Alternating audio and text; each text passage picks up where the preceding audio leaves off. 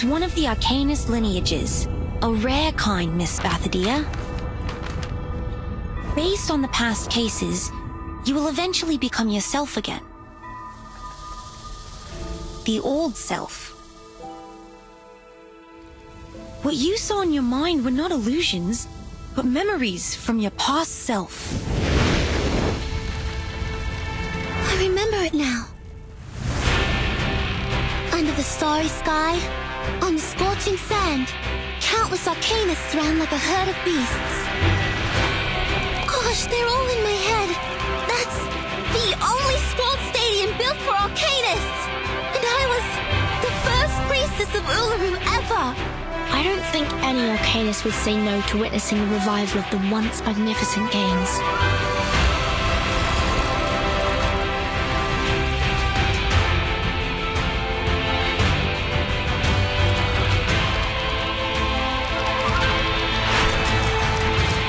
A junior student from Melbourne. An old soul, a reincarnator. What's her attitude and what will she do? Please, find out with me!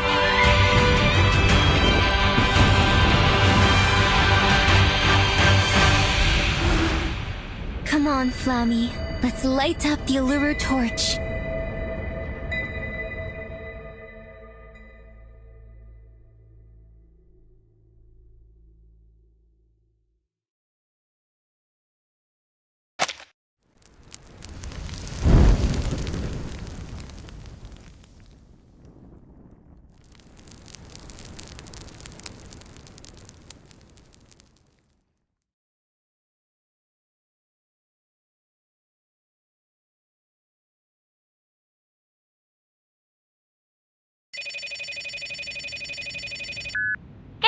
You've reached Desert Flannel.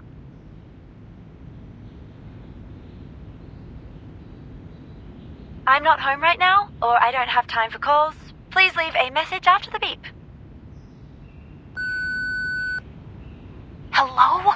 We've only got 20 minutes before the game starts. Where are you? Get your ass here now unless you're dead. Look, I know you're not into these games, but you can really use the money, right? Otherwise, you wouldn't have come to me.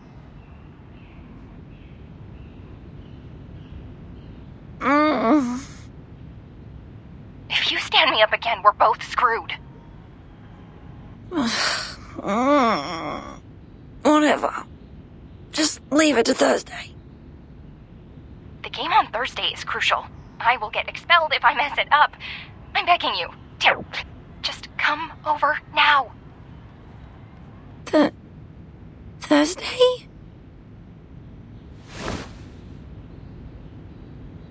Wait, it's Thursday?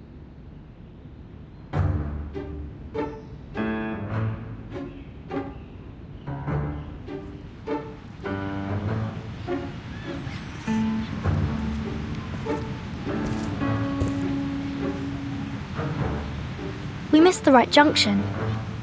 The roads are different from the map Mr. Slouch Hat gave us. It's too outdated to provide any useful information. Terrific. We've gone wrong again. This is the fourth time.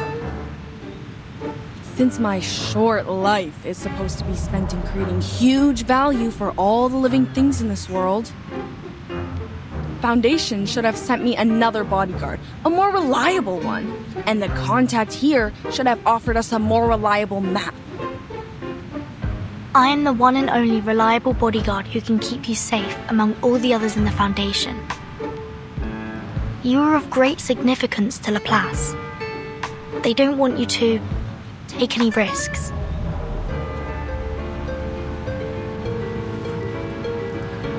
We can go back to the last junction or keep going forward.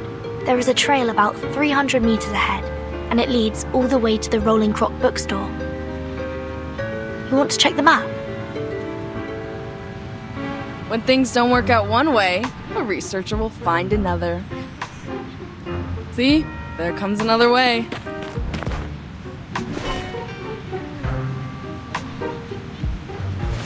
Hey, wait. Miss Spartodeia, right? Who are you?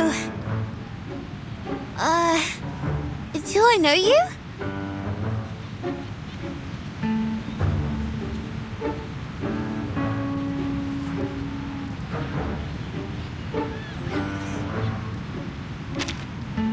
Excuse us.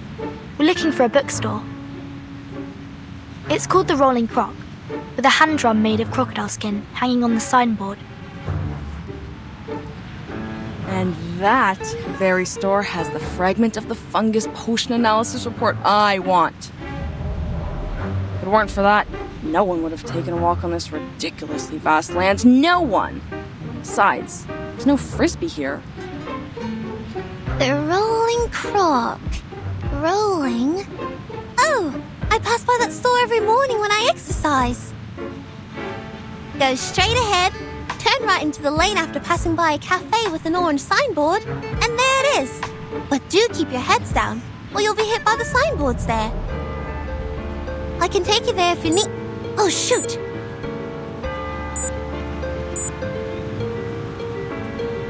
Warm-up time's almost over. I have to go. My coach is waiting for me for the punching exercise. Sorry, guys. Hope you find the store. Thank you.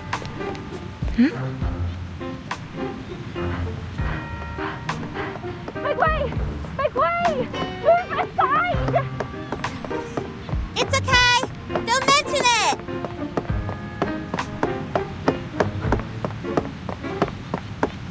Wait! Someone's at the corner! Watch! Ah! Help!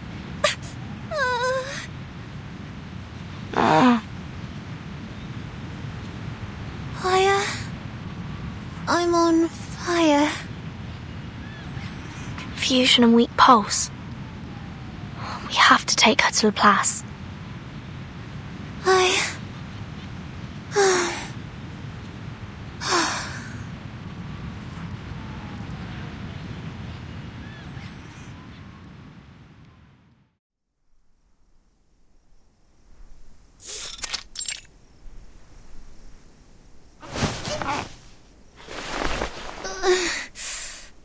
I'm fine. I'm always fine.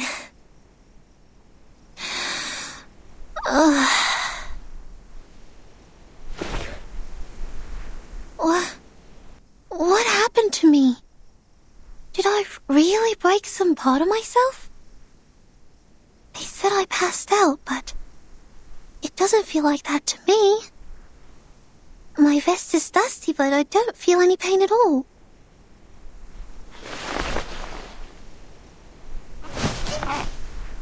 Maybe I need more ice water.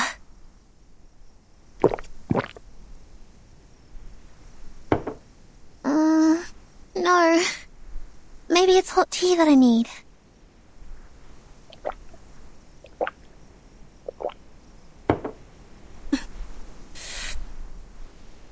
Oh, shoot! It's not working at all!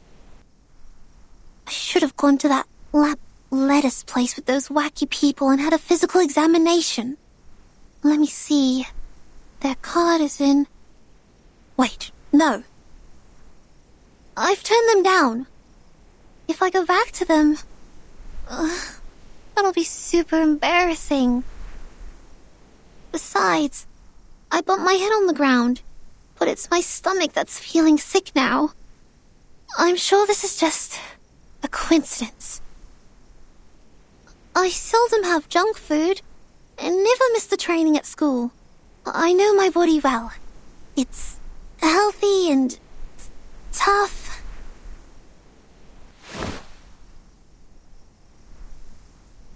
I already took the medicine for stomach pain. Now just take a break and distract myself from it.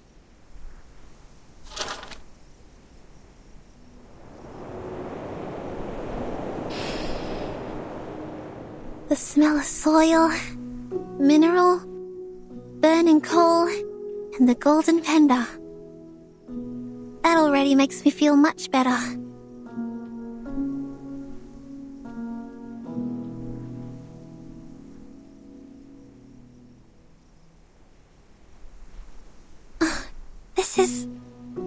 first photo in my collection.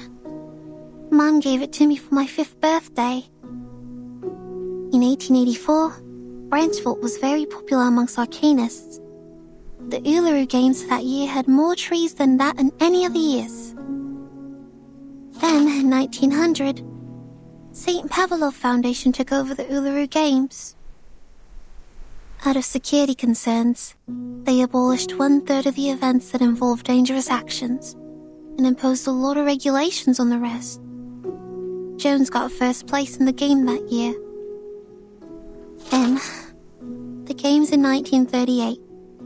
It was the most successful one ever since the Foundation took over. It was so successful, almost everyone thought the Games would be revived and brought back to the public. Until...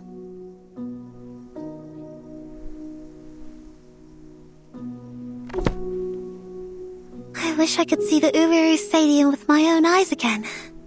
Even for just a minute. Like how I used to host the opening ceremonies in there.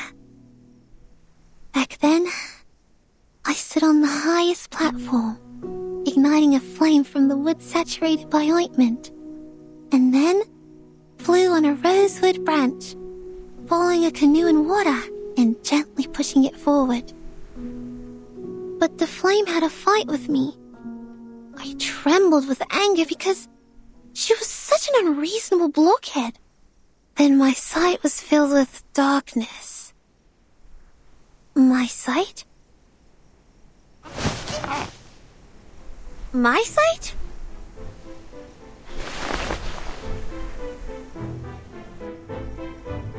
Did I just say something?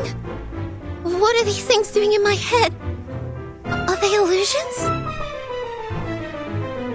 When did I go to the desert? Since when did I...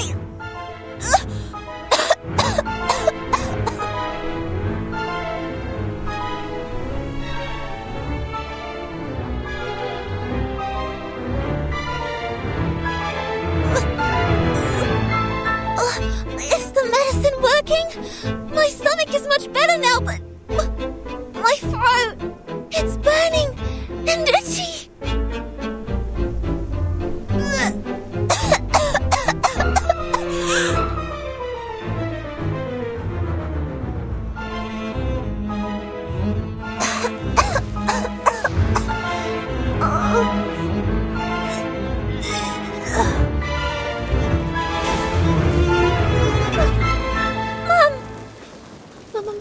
Mum never told me we're descendants of the Red Dragon? No! I need to see the doctor right now!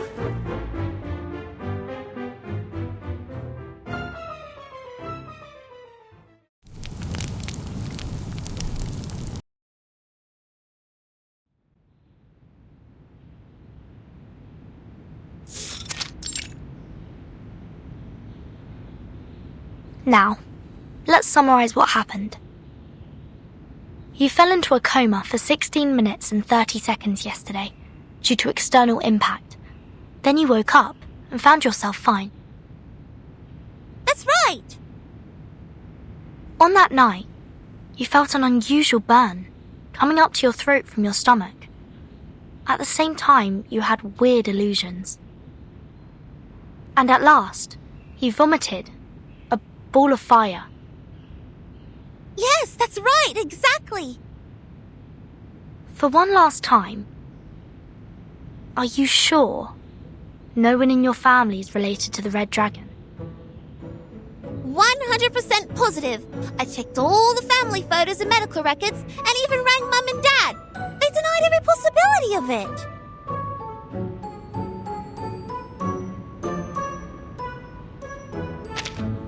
The symptom is really rare to see. I know.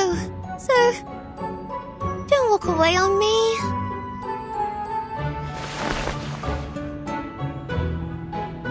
Are you really buying that? I don't doubt it. Then you're a donut. Would have lost all your clothes to any rorter that comes up to you if you wandered long enough on the streets. And you, I'm warning you, Take your little claws off me. Let me go now. Hey, you were the one who burst out of nowhere and knocked me over. Now my brain's not working right and you're responsible for it. Yeah?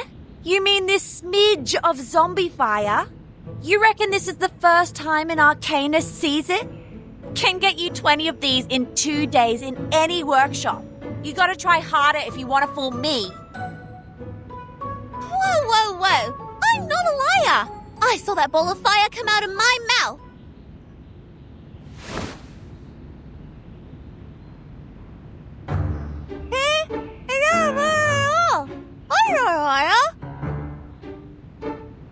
You frauds never stop coming up with new scams. No cheat, no eat. Heard that before? Go home with your fake fire. If you continue doing this, be careful of the bunyips. They will crawl into your house through the sewerage and take your tongue because lies are their favorite food. But there is no evidence to prove that she is telling a lie. Evidence? I have more than enough evidence to prove she's not some innocent lamb. She climbed up the tree outside my window and was shouting and screaming there in the middle of the night. The moment I went outside, she took me here like she was carrying a bag of groceries. One may infer that she was shocked by the fire vomiting and thus displayed abnormal behaviours. My God, don't you have adults at home to put some senses in your head?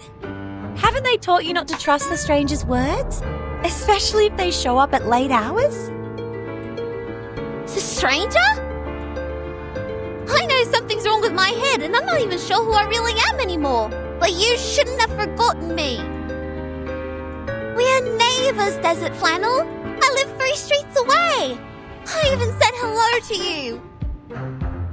3 streets away? How does it make us neighbours? And I don't think our litter-covered street is part of your fancy community, where people sit by the white fountains and walk in the street gardens. The last time I checked, I was not from some rich immigrant family. No matter what you're looking for money or for fun, I couldn't care less about it. The only thing I care about is that my landlord will kick me out if I fail to pay rent this month. So let me go!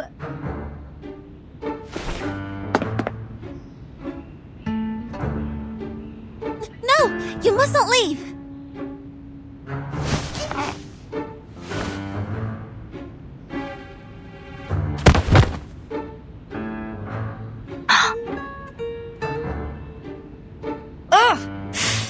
I think I just nicked you in the teeth. You must not leave. At least, not before I figure out what happened to me. Things are flashing in my mind now. Sometimes the past, sometimes the present.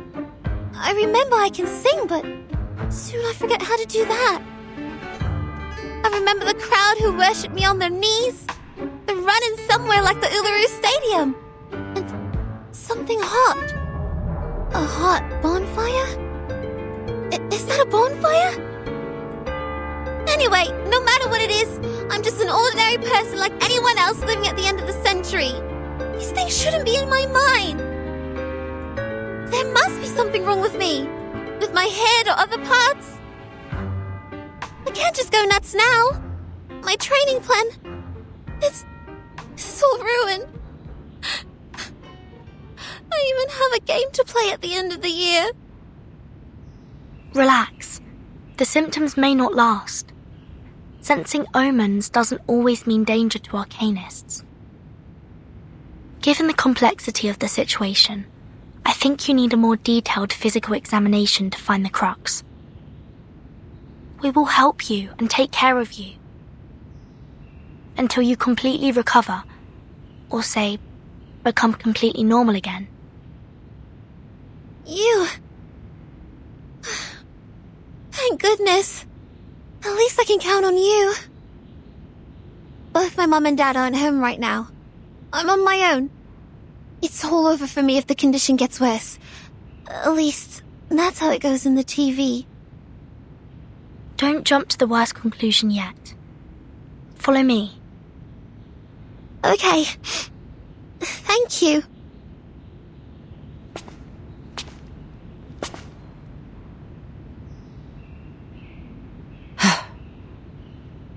What? What are you staring at? She's having a body checkup. Do I have to tag along? You're going to sneak away for those part-time jobs, aren't you? Fine, genius. You win.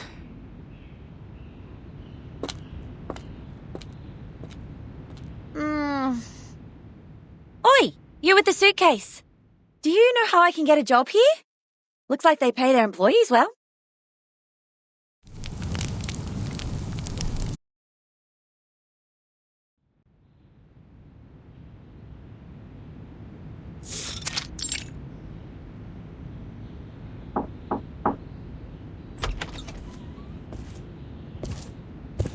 Here is Miss Spathodea's physical examination. Oh, how sweet. They even got you the Salvia Zopiclone patches. If the illusions get too real and you can't sleep, use them. Okay, thanks. But I need to ask my coach if I can use it. Don't worry, it's been approved by the Therapeutic Goods Administration of Campbell. The ingredients include salvia, mint, and a hallucination potion. They can neutralize the side effect perfectly.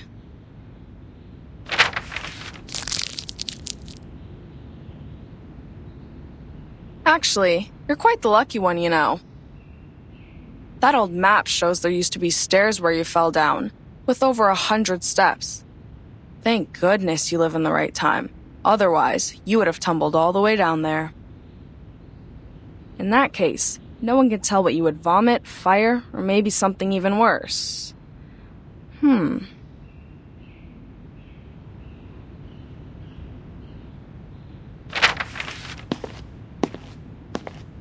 Wait here.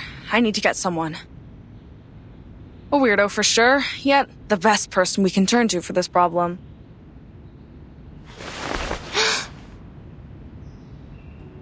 All right. I think that's the last thing I'd like to hear from a doctor.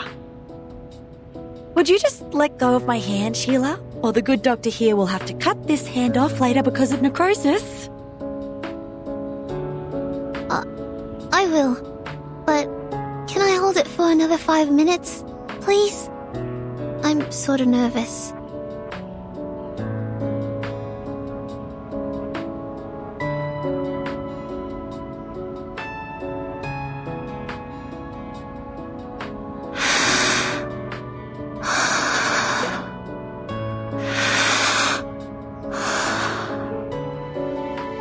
That's right. Breathe in, breathe out. Then unbend the fingers. I'm also human. I feel pain too, sweetheart.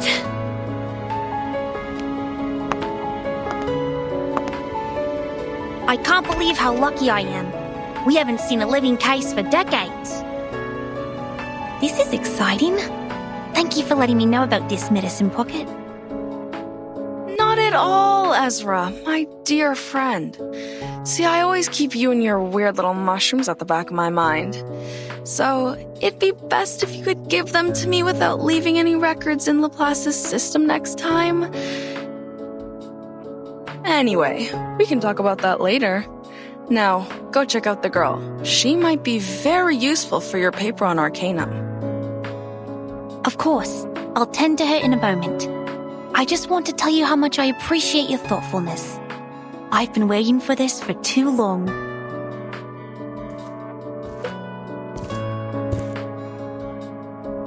What?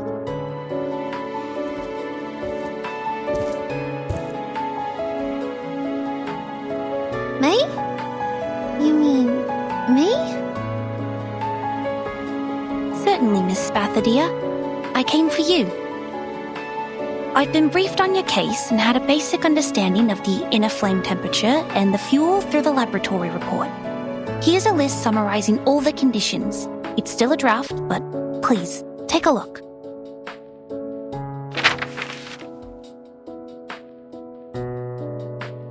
Since your condition is stabilized, and as a teenager, you're still in a developmental stage, I'd recommend you to run a test which is more friendly and pleasant to your nose.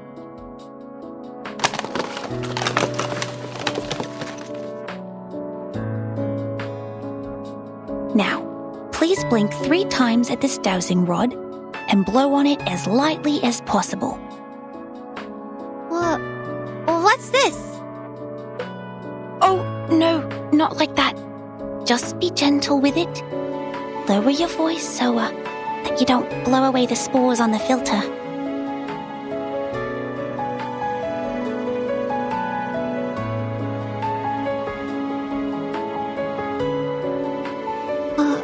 Okay. Blink 3 times and blow.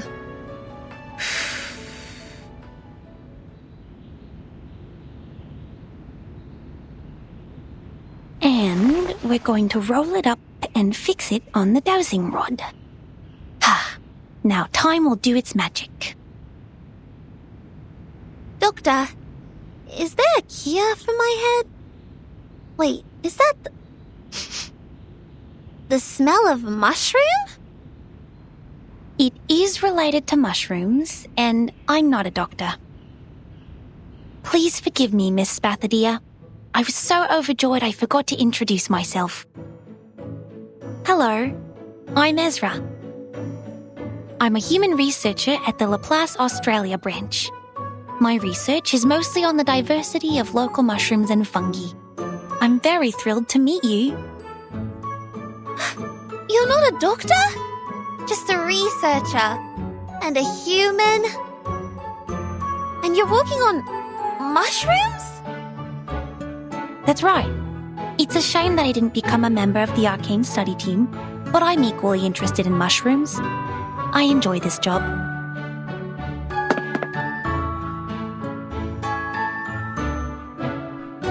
So, they get you here to treat me, which means I'm not a descendant of the Red Dragon, but that of mushrooms? I'm a fire-breathing mushroom girl? No, I'm not here to diagnose your abnormality, Miss Sparthodea. You're perfectly healthy. Your brain CT result looks normal, and I can see you're in good shape. In a stricter medical sense, you're almost one of the healthiest people I've ever seen. Finally someone has a sharp eye. So the truth has been unraveled. There has never been any illusions, nor is anybody putting on some strange, absurd, fire-spitting show. And But she did not lie. Please, take a look at this. According to the analysis, the core of her fire consists of an obsidian gravel that has 22 evenly distributed layers. This is no modern thing. It's old, dating back thousands of years. what? What do you mean? Whose side are you on? Have I made it difficult for you to understand? Well, you'll know when you see it. Please bear with me for 5 minutes.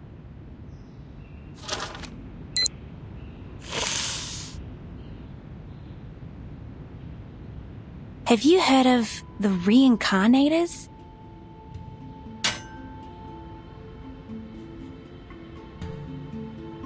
It's one of the arcanist lineages, a rare kind. Since this power can only be randomly triggered, and its manifestation could happen anywhere, anytime, and in any fashion, it is hard to identify them when there is one. The most well-known case must be Dorothy of London. She fell down the stairs in her own house and lost every vital sign, but she woke again and became the ancient Egyptian Bentreshit. You're not saying that she's... Miss Sparthodea is a reincarnator. Those so-called illusions are not a result of any brain damage. They were once real. It's her past. Based on the past cases, she'll go through a period of mental turmoil. That could be short or longer than anyone could expect, but eventually, she will become herself again. The old self. But how is that possible? Everybody knows that the reincarnators are just some lousy made-up tabloid stories. That's right. Sensationalism. That's the mainstream opinion about the reincarnators. In Dorothy's case, Her experience of learning Egyptian and her career as an archaeologist also caused controversies over her true lineage, which is understandable since people haven't seen a reincarnator in years. But at the beginning of the 20th century, when Dorothy fell down the stairs which decided her fate, Laplace Scientific Computing Centre established its Australia branch, carrying out studies of local fungi. The fungi study is a brand new direction, and it has been secretly developing next to the public since, like the Australian honey fungus, growing without getting anyone's attention. The facts will speak for themselves. Please allow me to prove it to you. Medicine Pocket, could you please turn off the lights for us? Cheers.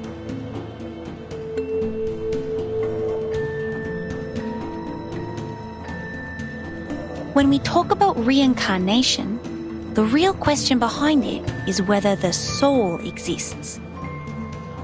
Because the soul is commonly considered to be the essence of what makes a person who he or she is. If a person dies, his or her soul will return to the ever-circulating network. Network? What network? A theory developed from Riemann's on the hypotheses which underlie geometry describe the world as an eternal, vast, invisible yet ubiquitous net. And as the news story described, a reincarnator is a miracle where a soul disappears from point A and shows up at point B without any clear reasons. Exactly, Miss Verdon. I'm amazed that you know so much about the reincarnators.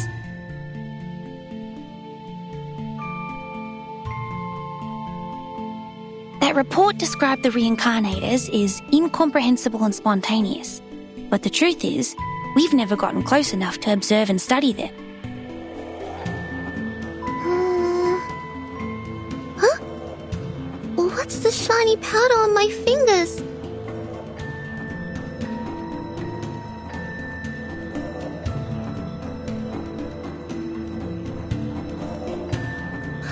Gosh!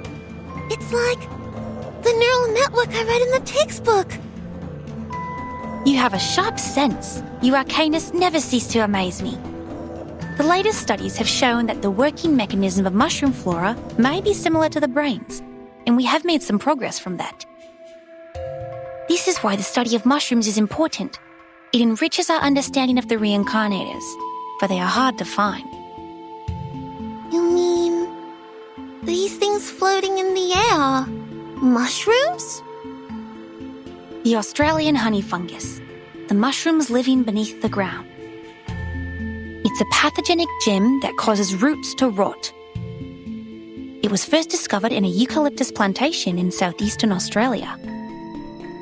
At the end of the 1970s, Laplace researchers who intervened in the local environment protection found that, unlike other fungi which reproduce through the spreading of spores, the honey fungi spread by the growth of their underground mycelia all over the forest. You think it's like that invisible net?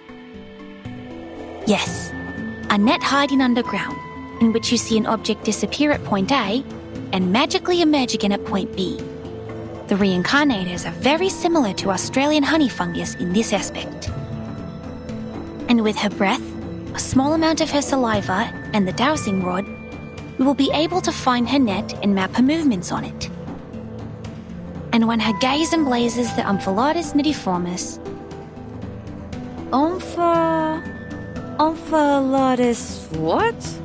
Isn't that a ghost fungus? yes, the ghost fungus, the mushrooms that glow in the dark.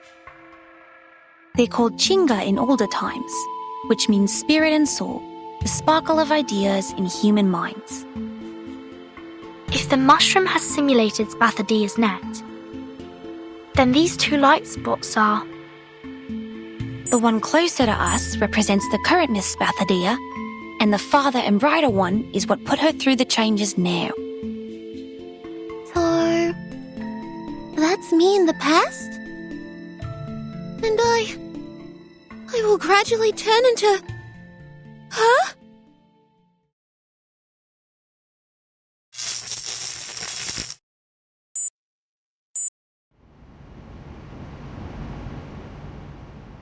5 minutes. We are right on time.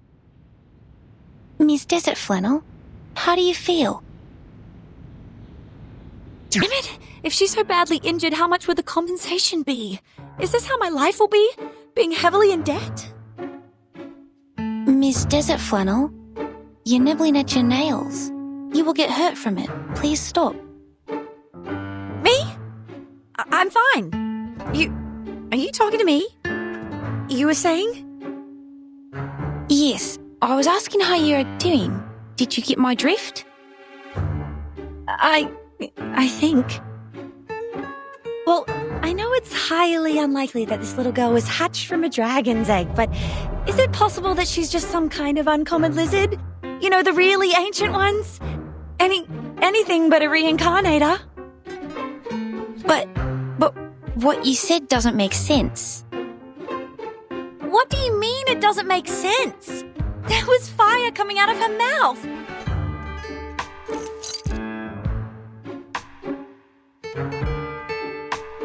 And my only family here is a pixel emu. Does it make sense to you? I don't follow. I know this is not your fault. It's just your Arcanist nature taking over.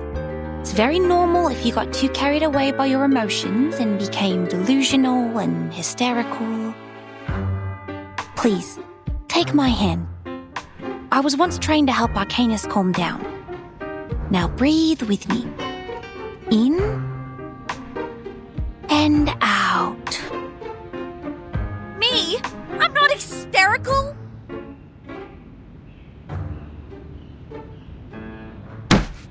Hey, what do you know about Arcanists?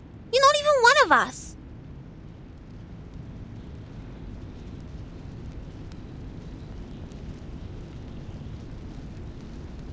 Everyone. Please, believe me that I meant you no harm, Miss Sparthodea. I was only trying to help. Help? How?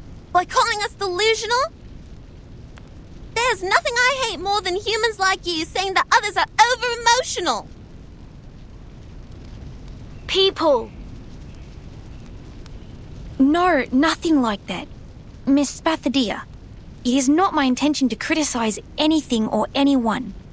It's just biologically, Arcanists tend to be more sensitive and easily affected. I also like Arcanists, almost as much as I'm interested in mushrooms. That's why I study them.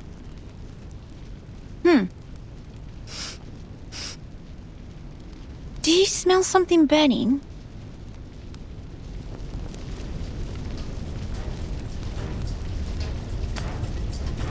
A fire! It's the flame I spat out. When did it grow so large? I tried to warn you. It has grown larger and larger as your lizard hypothesis heated up. I'm sure the guards of Laplace will break in soon.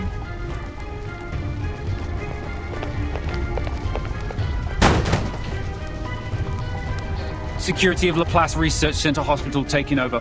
All patients and non-staff, please follow me to evacuate the room. Evaluating fire level. Level 2. Extinguishing the fire. Source of ignition confirmed. Request for permission to use Kangaroo Foam Fire Extinguisher 3. Wait! You can't put out my flame. It's important for me. Very, very important. I don't know why, but its importance is for sure. Those bubble kangaroos will kick its butt once they see the flames. I don't want that. I'll protect it for you. Don't worry.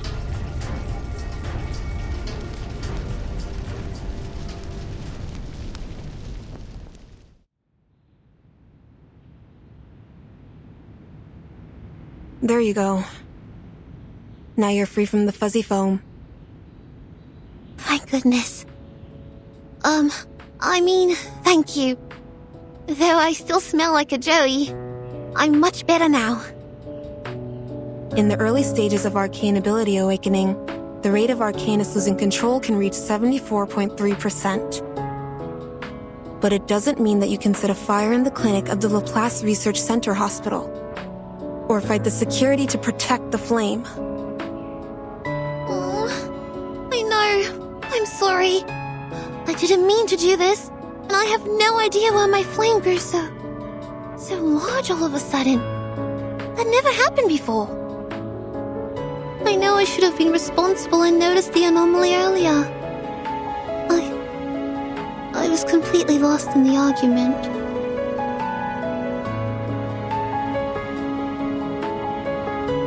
The silver lining is, as the fire was still under control, they used the kangaroo foam fire extinguisher and thus it didn't cause any casualties. Please write down your emotional changes and physical reactions that occurred during the incident on this sheet of paper. We'll keep tracking your physical health information. The concentration potion is on that table, and there are blankets and Type 2 PMMA safety boxes in the cabinet under the table.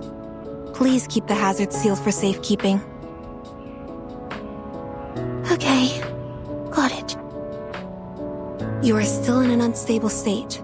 Please have a rest here and don't move around.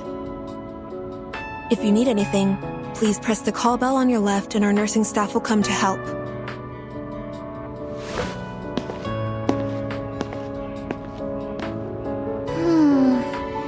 Well, in case we burn another room.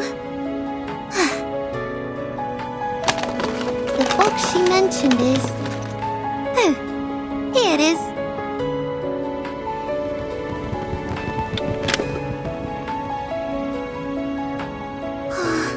I know freedom matters, little flame. But we have no choice. Sorry, buddy.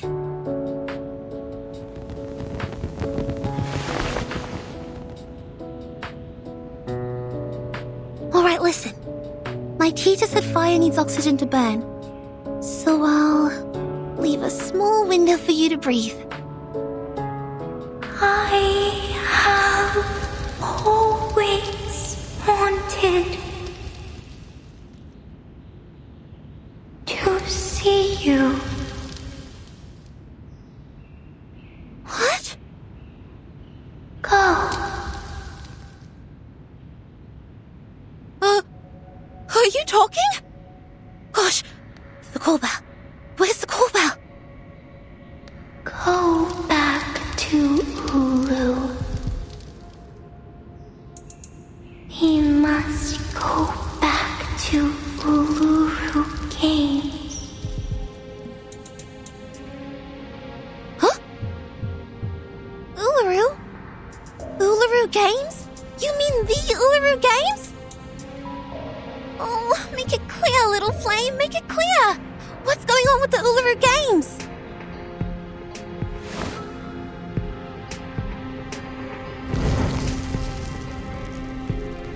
Ah! The fire! It's burning on me! It feels different this time! It's so...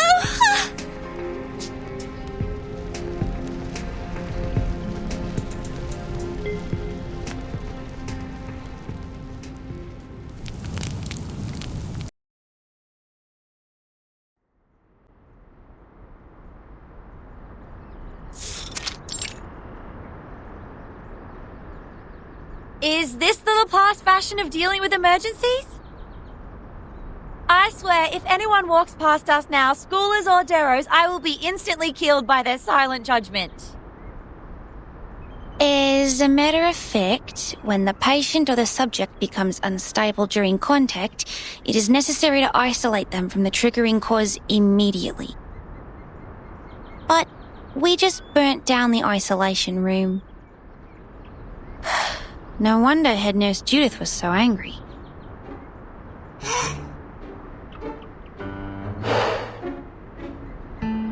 Miss Furton, are you all right? That kangaroo is punching your nose. I'm fine. So is the kangaroo. I'm sure Medicine Pocket will bring us the concentration potion soon. They'd better. We look like a bunch of kangaroos, feel like kangaroos, and even, smell like kangaroos. We will make tomorrow's headline of the Australian Naga and become the 3 kangaroos hanging out on a public lawn at midnight.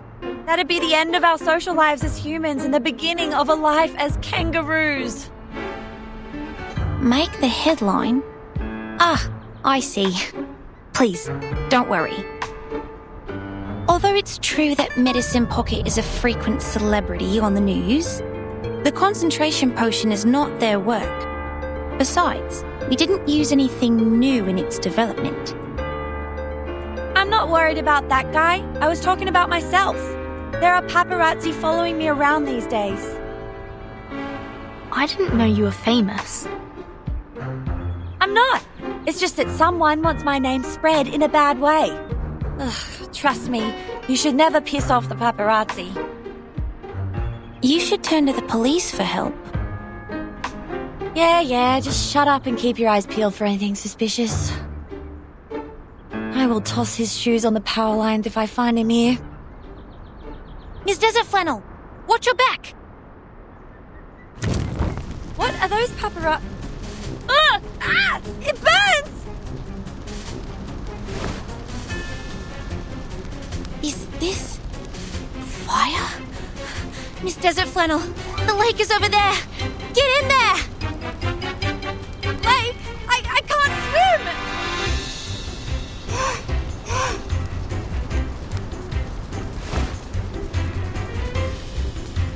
Ah! This stupid kangaroo kicked me in the eye! Ugh! Move! I can't see where the lake is!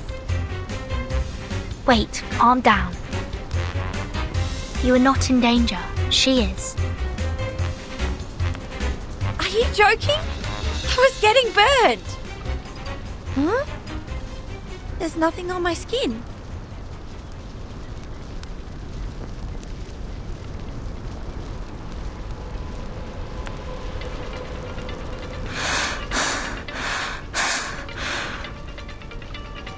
Rice.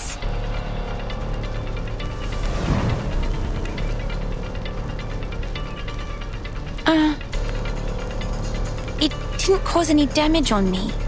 Just burning the foam on my skin. Is that some new method developed to get rid of the potion?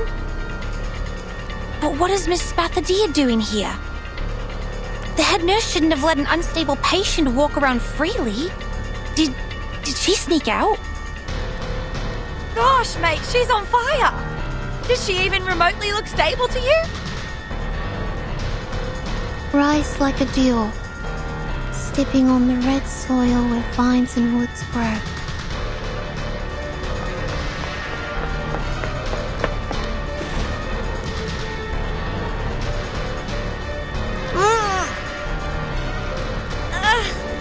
You dead? She's as well heated as a boiling pot. We can't let her go on like this. Her brain is going to be roasted in that little head.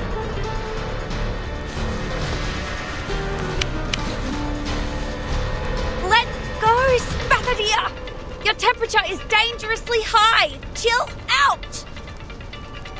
I'm not a lizard, and concrete number 2 with cream is the best dish in pod material.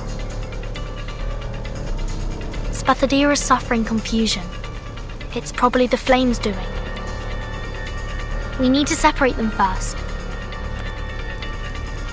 Okay. Miss Verton, please step back.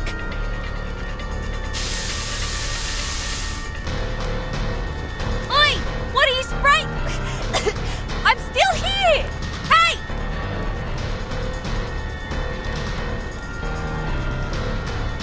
This is just some spores, Miss Desert Flannel. Worry not. They are the tranquilizer that the locals used to pacify animals and was once widely used among Arcanists in early times for hunting. As long as we calm her down, we can bring her back to... Ah!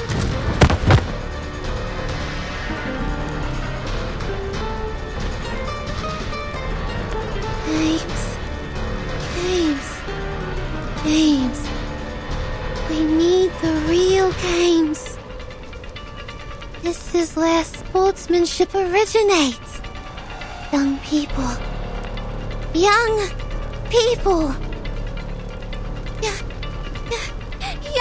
need cats and strawberry jam.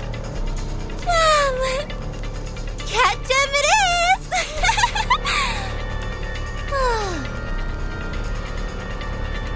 Did I use the wrong mushroom? Miss Sparthodea has become even more restless. What about Miss Desert Flannel? Is she...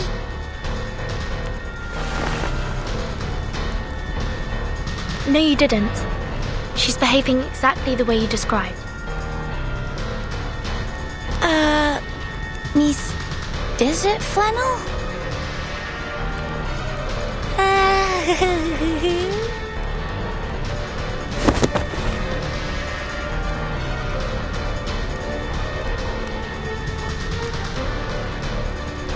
Is this the house for me?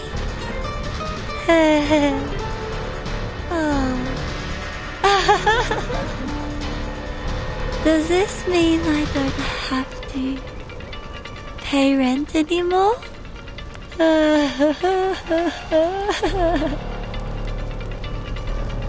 Looks like this is how she has her mental break. I will bring her back to normal immediately. It won't take more than 5 minutes. But I think Miss Sparthodea is going to attack again. What you need is the reopening of the gate to the scorching land. And the retrieval of the rock. And her fire is getting stronger. Get down!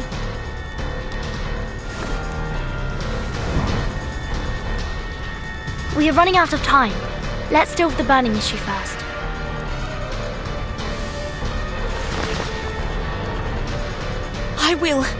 I will try my best.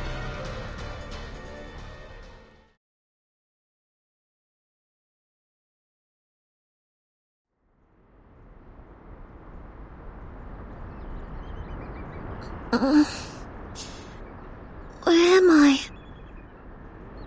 What are you doing here, guys? I thought you were driven away. Great! She's back to normal.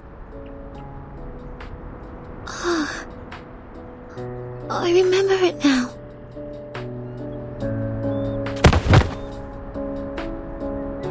Sparthodea!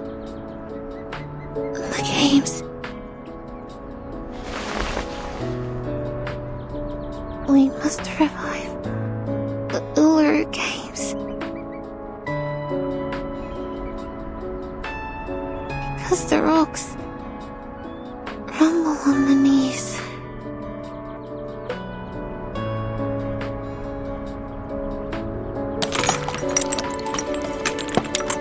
I've heard what's going on. We will check if her organs are injured by the high temperature after returning to Laplace. You can visit her tomorrow after 11 a.m. Can we visit her? I thought you will send her to the wards on the 13th floor. Go with the flow when you can't fight it. We've now understood what will happen if we separate you and keep her alone someplace else. What's more, Laplace can't lose another clinic. I see. This is great, thank you.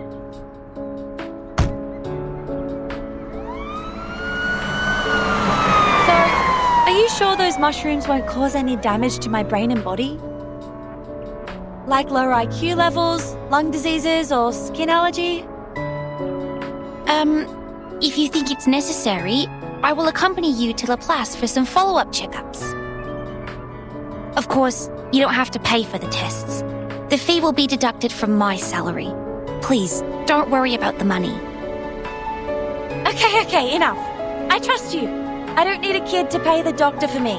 Besides, it's embarrassing enough to be put down by mushrooms. Not to mention that I'll be giving that guy the story he craved if I was hospitalized. That guy? Oh, you mean the journalist following you? Huh? Was that a flash? Speak of the devil.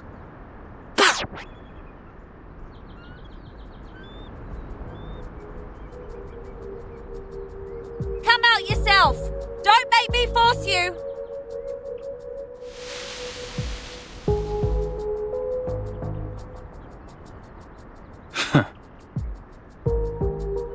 Makua! Don't you dare involve others. This is between you and me. I've told you long ago that one day I will make you feel the same misery that I did. I have been following you all the time, and this is the moment of vengeance. Now, I have more than enough photos.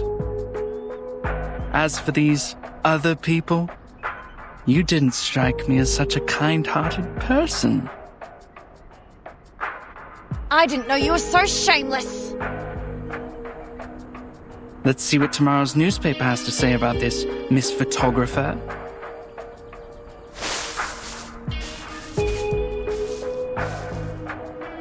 No! We can't let him get away.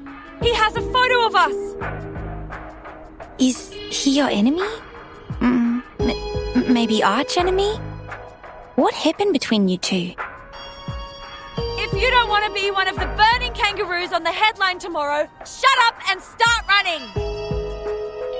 We have to stop him.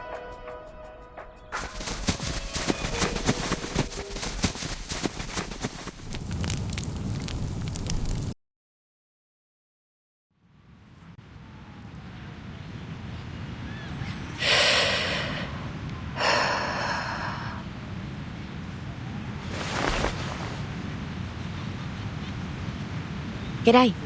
You got the latest Australian naga here? Nice choice. Everyone is talking about it.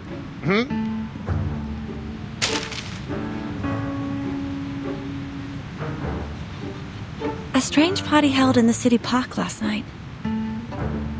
The witness claimed to see the burning kangaroos, mushroom-intoxicated rolling croc, and the teenage arsonists dancing together. A secret event on the public lawn? The revival of the Uluru Games?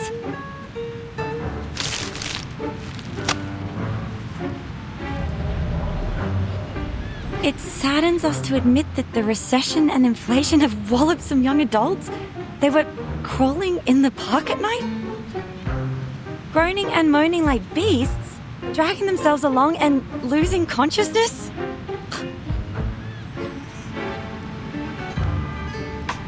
Wait, your voice.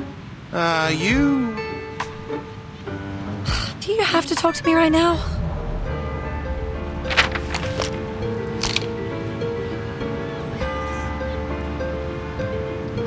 I'm busy hating my life. I don't have time for your little chit-chat. No way. Desert Flannel, it's really you. Everybody is talking about you right now, and they can really imagine. Some say you're mad. Some say you're the heroes fighting against aliens. Well, the most known story is that event. Is it real that you're going to restart the games? I have nothing to do with it. It was all that Junior's fault. I was just unlucky.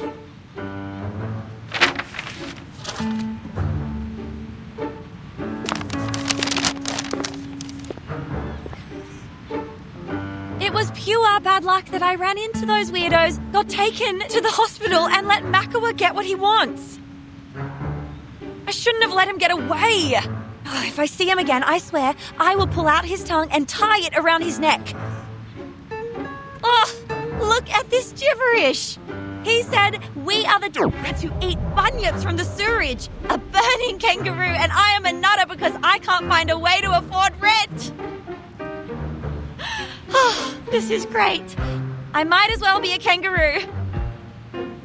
At least it's true that you're banging your head against the wall for rent.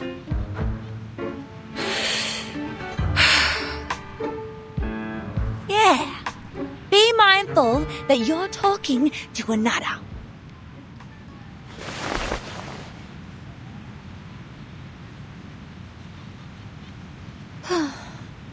Whatever. I will soon lose my part-time jobs and be kicked out of the house where my granny lived for decades.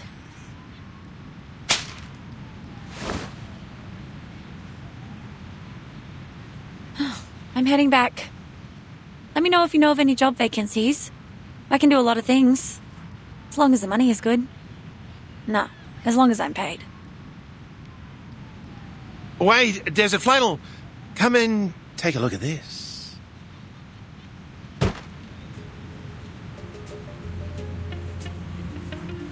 So many people came here this morning asking about the Uluru Games.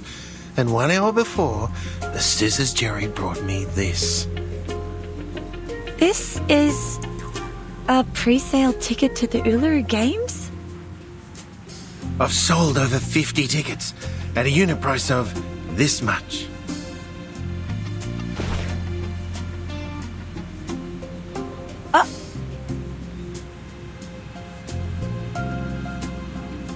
It has been suspended for too long. So long that everyone thinks society has forgotten it. But we remember. Our ancestors told us about those amazing and funny sports.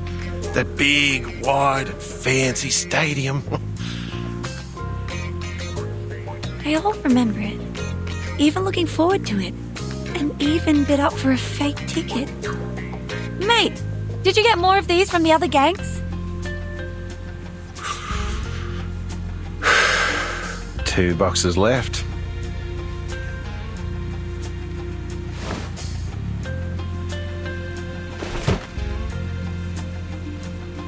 These are from the Slicky and Eucalyptus Brotherhood. Eucalyptus and what? Didn't catch that name. Oh, do you have the mints that I bought from you before? The least purchase ones? You always put them at the bottom of your box?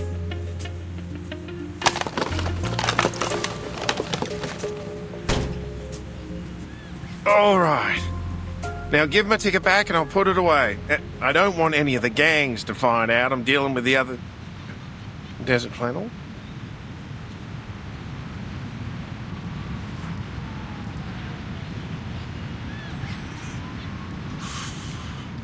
That's what I keep telling everyone. Muddying the water is what this bad girl does.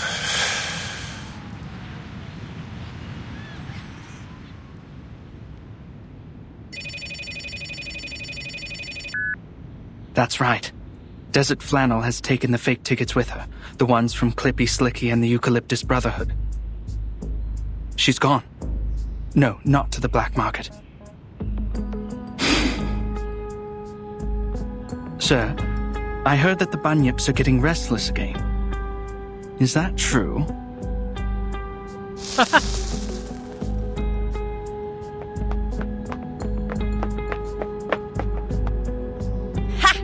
I'm gonna make a fortune out of it. I will be able to buy that house, get myself a new oven, some new clothes, and that giant wool nest for Fluffy.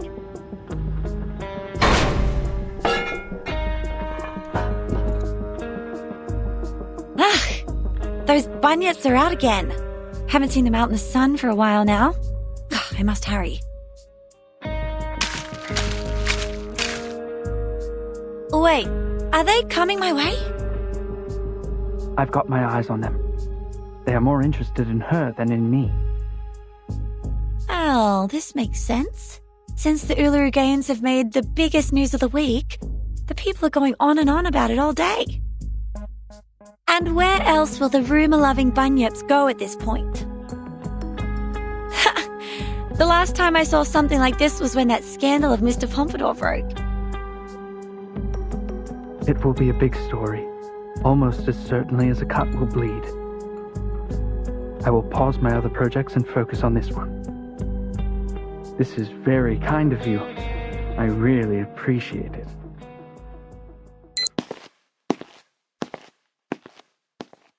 Nobody, not any arcane creatures, can stop me from getting rich. Let alone that you haven't eaten enough rumours to grow into a 3-floor high and multi-legged gigantic monster. Boop, boop, boop, boop. Clappy, give me a hand.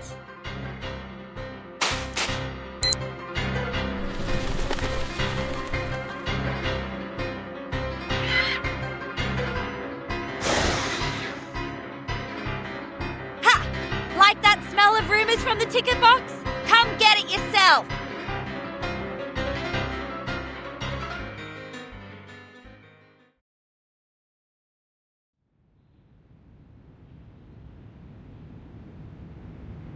told you I'm super healthy.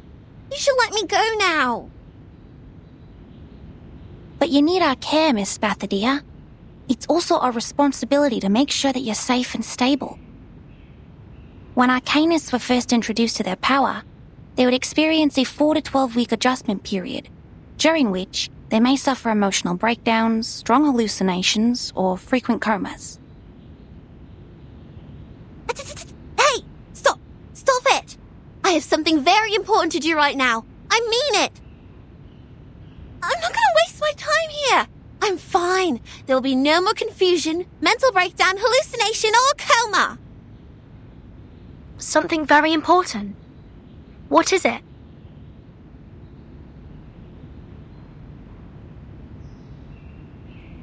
My flame talked to me last night.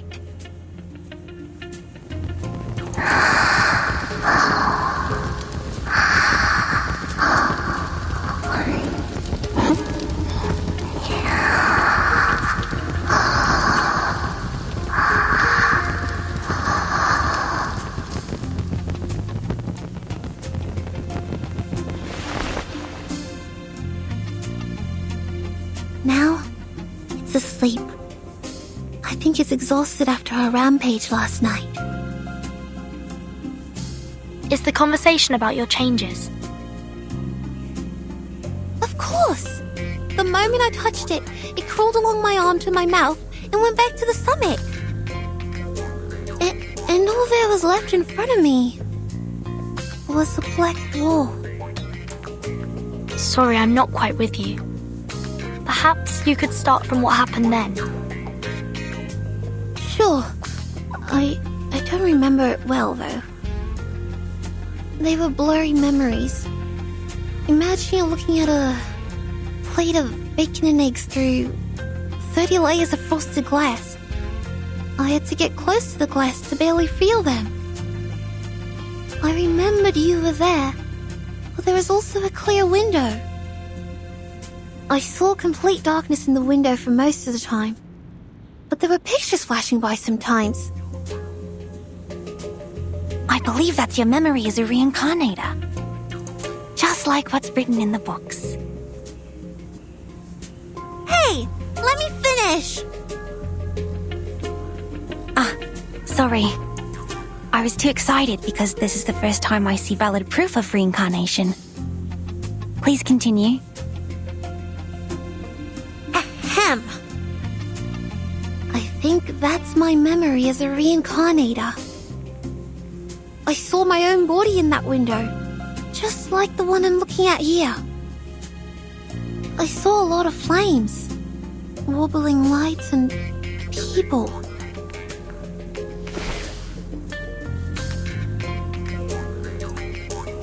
My heart has never beaten that fast. Yet, the fire in my body seemed completely natural, as if it was destined to burn inside me. It whispered just one phrase to me, again and again. Like what you mentioned last night? Yes, the Uluru Games. I must revive the Uluru Games. What are you going to do? Let's not get to the paperwork of applications, security arrangement, and permission from the local government just yet. The location of entrance to the Uluru Games was never fixed. Only few Arcanists could find it, and the games are for Arcanists only. There has never been a human athlete in there. And they have been cancelled for all these years because they were completely lost in the War of 1942. Nobody has found them since. But I can find it, because I have found my ancient self. I'm the only person in this time who has been to that land, and my flame is my compass.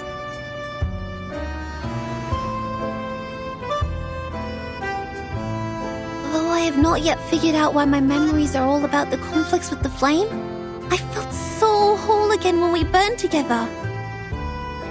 I'm sure it will help me and unite with me, because it trusts me so much that it traveled all the way here through the endless darkness and rainy seasons to come out of my mouth. It's here for me, and now It's going to take me somewhere else. I'll follow wherever it goes.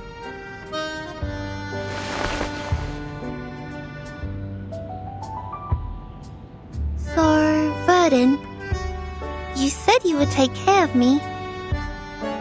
Would you come with me? I need a revival squad and friends who understand and support each other, just the way the Flame and I do. By then, you'll go to the stadium too, and we'll run together. I promise it'll be a wonderful place where you'll never regret going. You will enjoy the Uluru Games. I've seen pictures of the Uluru Games in the school library collection a long time ago. I was not a fan of the routine physical fitness test at school, but I don't think any Arcanist would say no to witnessing the revival of the once magnificent games. Oh, so... I'm more than willing to join you in bringing back the games. It will be a wonderful new beginning.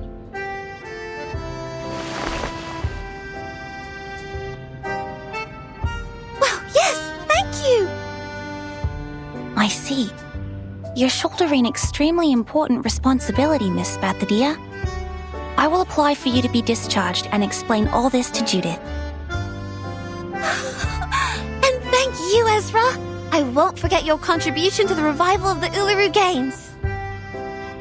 I'm deeply honored to have this chance to help. Then I will get the paperwork done and go back. What's that for? I need to prepare as many mushrooms as possible so that I can better assist you on the way. You? On the way?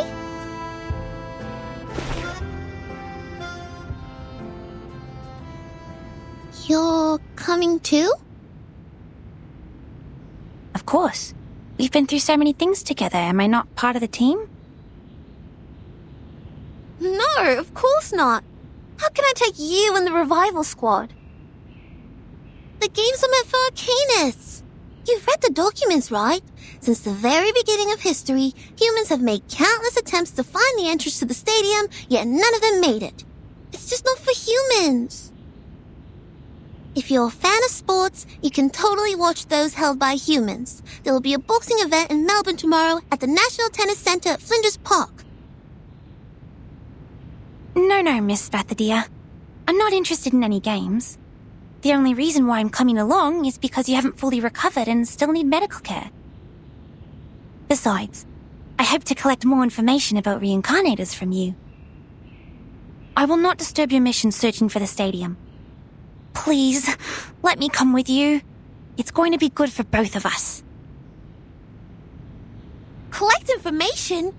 You're monitoring me. Since when did I grant you the permission to do that? I never said yes. I don't want to be studied or published on newspapers like the reincarnator you talked about. Our research does not need to be published in the newspaper. We can do it in a more subtle and secure manner. I will not design any tasks for you to perform, nor will I force you to take any potions. My job is to observe, record, and ensure your health and safety. Like what we do with the mushrooms. But I'm a living Arcanist, not a mushroom. I've had enough of everyone watching.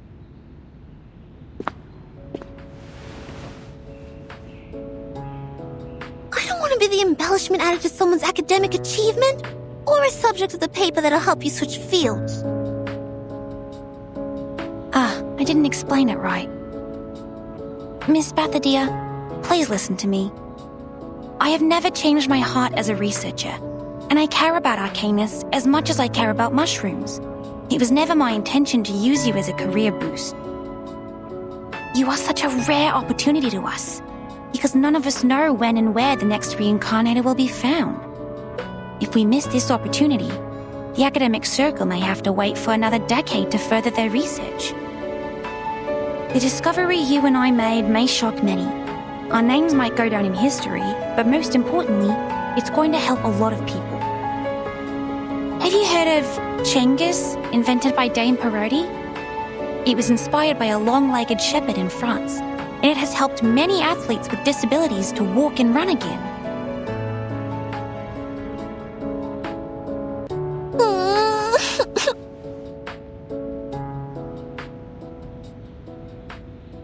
Miss Bathadia, you look miserable in the blanket. Keep going, Ezra. You're very close. Me? Close to what? I don't follow.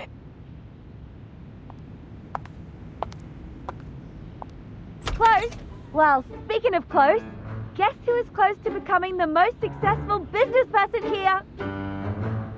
Desert Flannel, where have you been? Hey! What are the white eyes for? I'm not some monster crawling out of the sewage.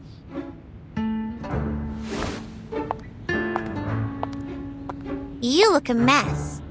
What happened? I didn't ask you why you were crouching in bed like an ostrich, did I? So maybe you can return the favor and keep your nose out of my business, yes?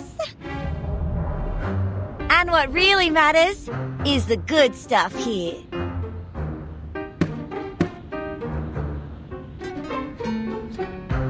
You wouldn't know how unbelievably lucky we are, my dear business friends. Yeah, no, I don't. Ugh, Ezra alone is already too much information for my brain. Fine, you restless and humorless people.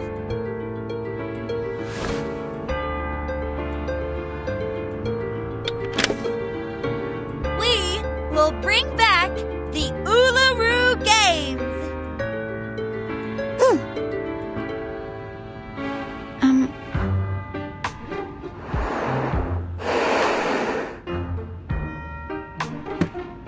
Hey, what kind of reaction is this? Why are you quiet as stones? This is a great idea, and you're giving me this?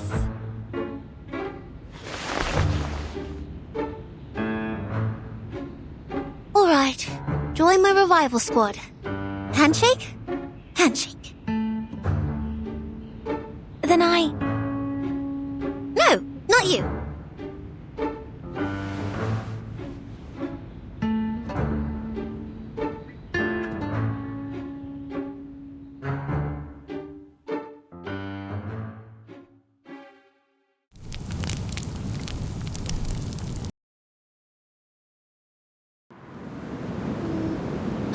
Hey, I see it! Over there! It's beautiful. Even more beautiful than the one I saw in my dream.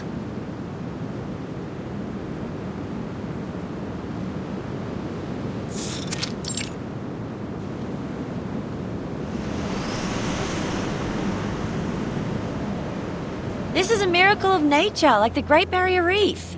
Of course it's pleasing to the eye. Many would wrestle with the heat wave and travel all the way here from Alice Springs by bus.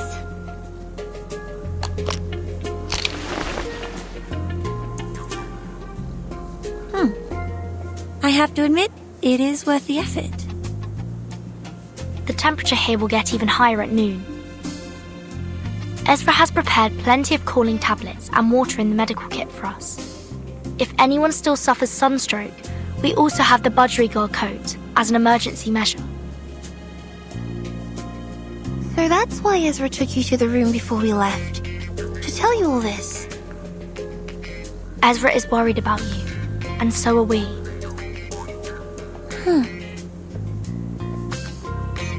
Oh, someone is feeling bad about what she said earlier.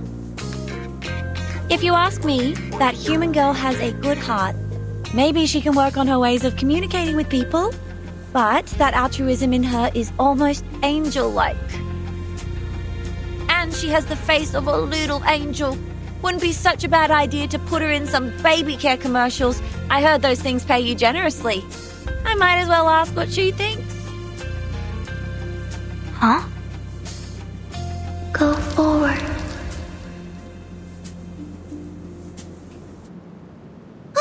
It's talking again! What? Who's talking again? The flame! It's talking! Didn't you hear it? Nah, it sounds the same to me. This is just the sound of fire burning, snoring like my late old man.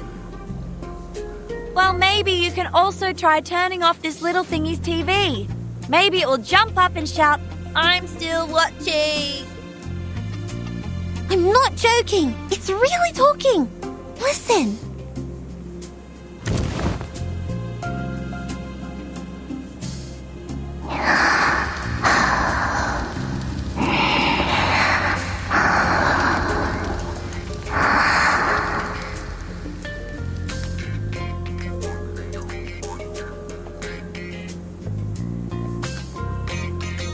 Wait, its temperature has gone up, and it's transforming.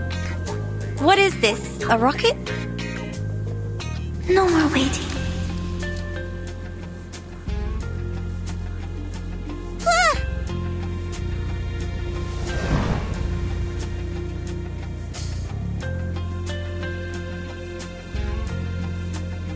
Hey, hang on! Where are you going? I thought we were good friends! Are you ditching me already?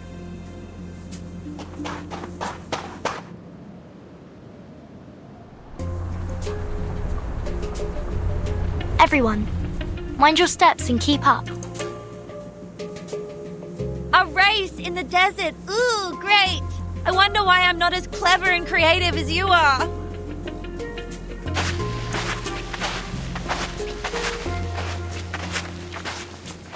Miss Verdon, was she talking to me? She always looks over. Perhaps she knows that I'm following them.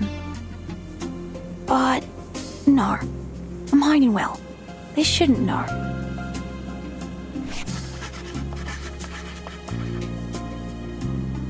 Having emotional turmoil, acting impulsively, feeling fanatical about the retrieved memories, and the unstoppable urge to return to the homeland.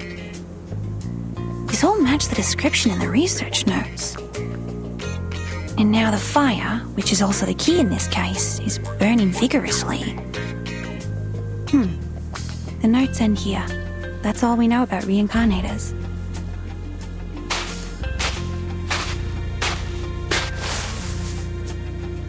I can't deduct more based on the current data.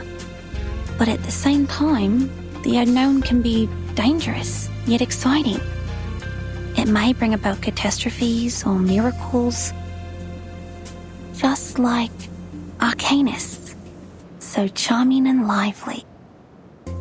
My job is to help and protect them, so their burning enthusiasm will not be dampened. Like what Mom said, this is our mission as mankind.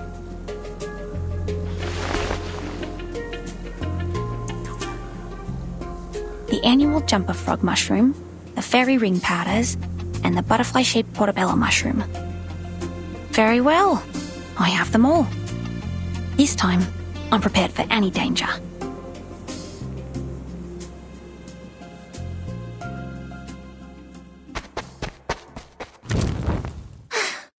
Gotcha! You're not running away from... This is the beginning of the journey.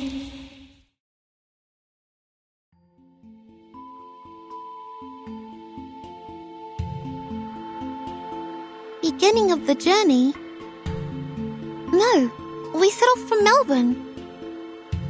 We're close to Uluru now, so it's almost so distant.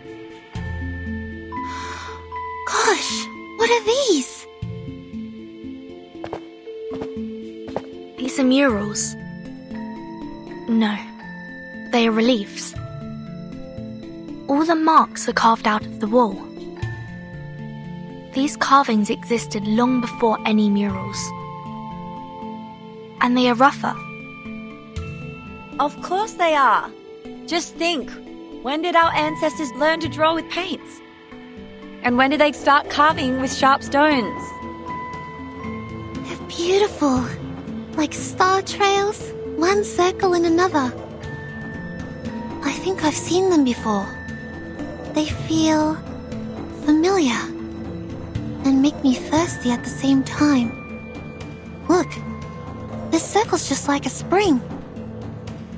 We don't need a spring. We brought water ourselves. Drink as much as you want. Look here. These are most probably some ancient relics.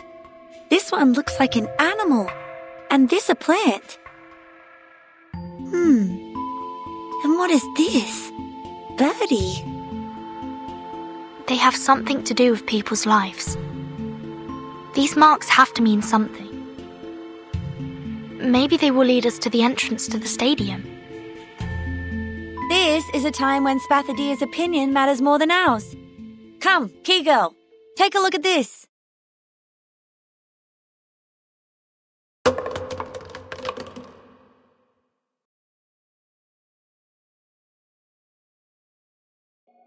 Spathodea? Where did she go? And that fire, they're all gone. What the hell is going on again? She better be pulling a prank on me. I heard her footsteps behind me just now. Relax, Desert Flannel. We've got help.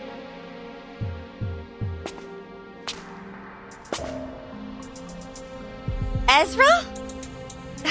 How did you get here? Wait, how long have you been following us? From the beginning, when you were at the hospital. Sorry, Miss Desert Flannel. Please let me check this first.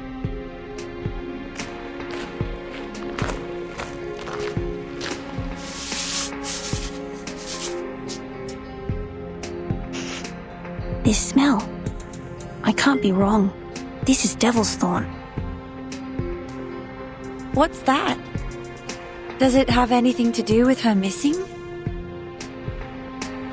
A rare kind of mushroom that grows in the desert. Allegedly, it's genetically connected to lizards. I've only seen its pictures in books. It has wide open pileus with sharp spikes, and its roots are as absorbent as a sponge, which allows it to absorb and preserve underground water.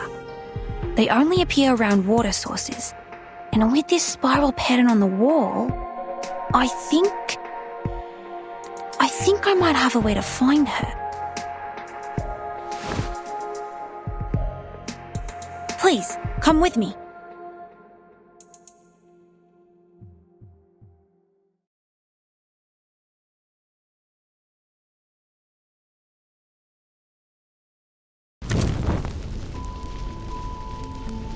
Little flame? My throat. It hurts. What? Do you remember me? I travel through the endless flood, drought, rain, and waterfalls to finally reach you. Do you remember me?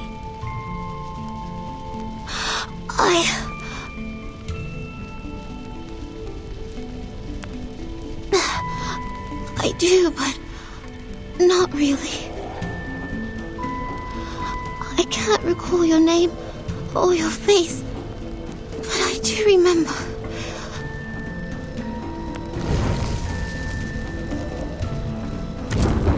Do you remember our fight?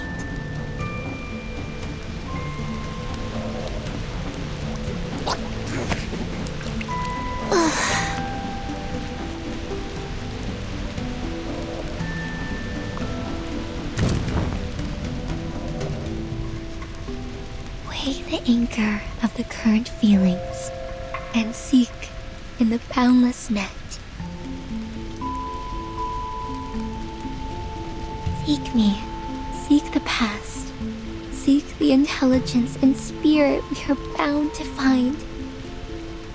I don't want to make up with you, you dumb ball of fire! Neither do I, you stupid girl! My hands are burning, like they're soaked in fire. That's because you reached into me. We had a fight, attacking each other with nails like two cats. This is just like the day we first met. I can feel my knees trembling again. I know this game. A sport which is not popular enough to be included in any commercial or professional games. It's also the sport for which I've been secretly training myself every day after lunch. The light bulbs picking game. Malingi's harvest. No.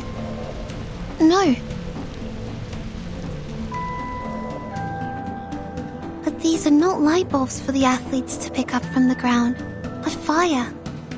And I don't have such a burning campfire at home. It can only be found here. Beside the flowing spring, under the starry sky, on the scorching sand, I saw the burning campfire and the sparks scattering in all directions. My hands surrounded by blazing flames, I touched the inner cone again and again as I flew by. Immersed in great joy, I dove down from the air. At that time, our hands held each other in the flames. Our traces went on, from one torch to another. Yes, I know. I remember it now. I once drank the cold water in the spring and covered my limbs with colorful strips.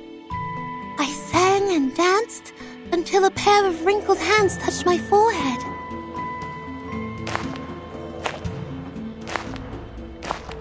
Good girl.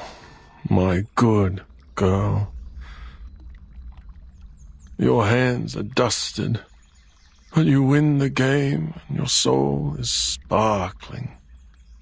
It's you who find the hottest fire for us. It's you who connect to it and make friends with it. I shall grant you the scepter and lead you to the highest platform.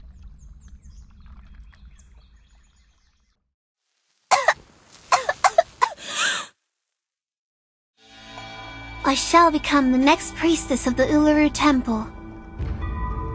I shall take responsibility for every drop of sweat on the red soil, and I shall eulogize all the significant, fair competitions.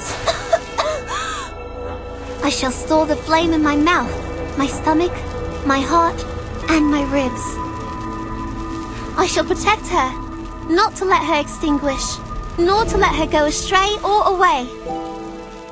I hereby swear, I shall be with the Uluru Games until forever.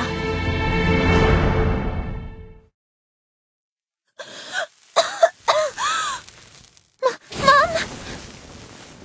Mom never told me. We're descendants of the Red Dragon.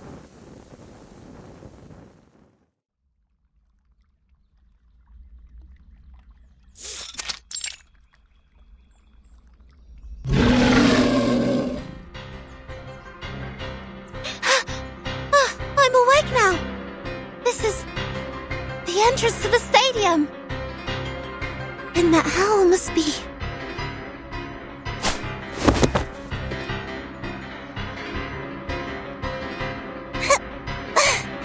the guardians of the stadium. I knew it.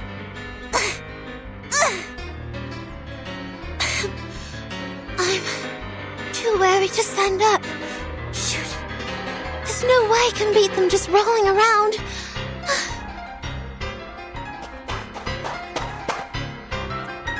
Miss Spartodea!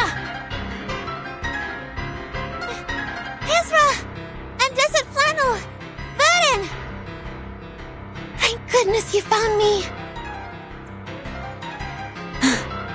These critters. They don't look like any kind that I know of. What are they?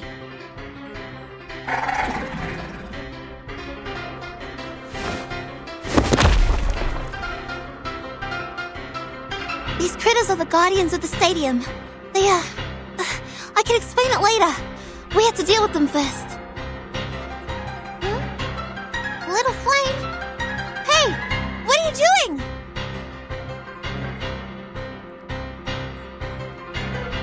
No time to hesitate. Protect Spartodea and engage.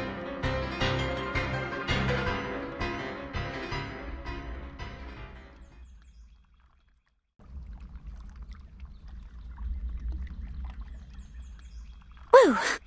Great, they are down. Everyone, for the sake of prudence, please stay back and do not approach before confirming the danger has been eliminated. No, there's no more danger now. Look!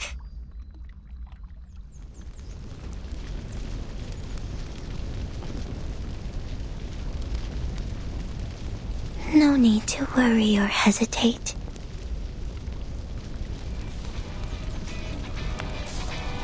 Now, it's all clear. Long story short, mates, I've retrieved many memories. At least now I know who I used to be. My name in the last life was Flammy. Exactly what my close ones call me now. I am still me. I'm not replaced by anyone. You are still you. The modern version. This has never happened to any reincarnators as far as we know. That's because Flammy and I are very alike. And we both have the same duty on our shoulders.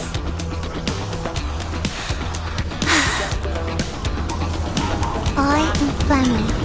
I obtained the Uluru flame from the fire with my own hands.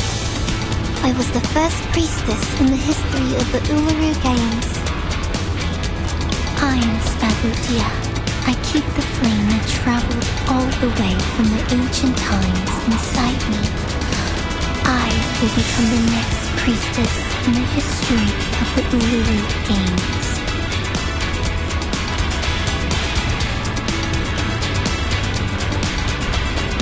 Remember what I said, mates? My flame is our compass. Mom said good kids never lie. So, I always keep my word.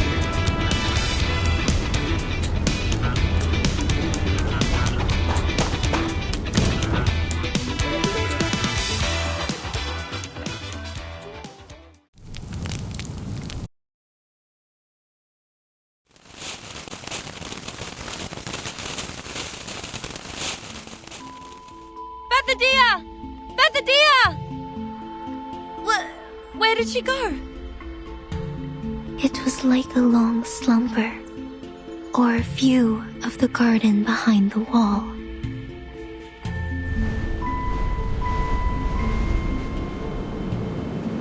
But now, I finally get to see the sun again. The world out there has completely changed.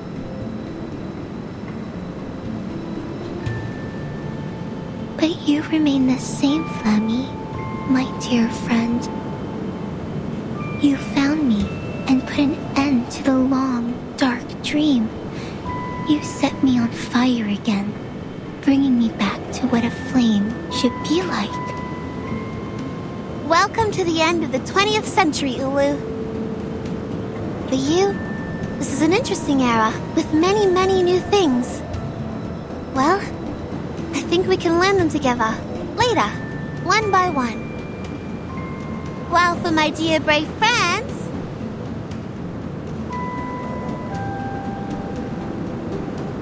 Welcome to the Uluru Games! My dear brave friends!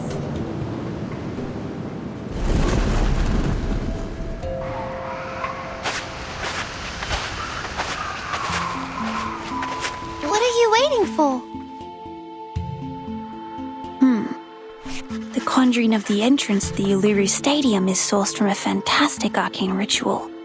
Instead of a summon, it's closer to a sacrifice.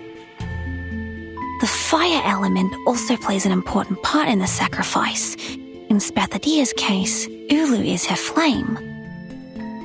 Will it have anything to do with the unique condition Miss Spathadia has? Unlike other reincarnators, she still has a clear memory of this life, despite her young age. Or it's because the two light spots of hers, the older self and the modern self, are not that different, so she's spared going through any drastic changes. And the reason behind it might be... Ezra! Yes, I'm here.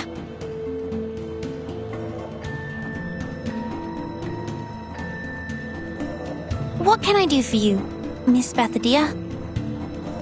I'm waiting for you.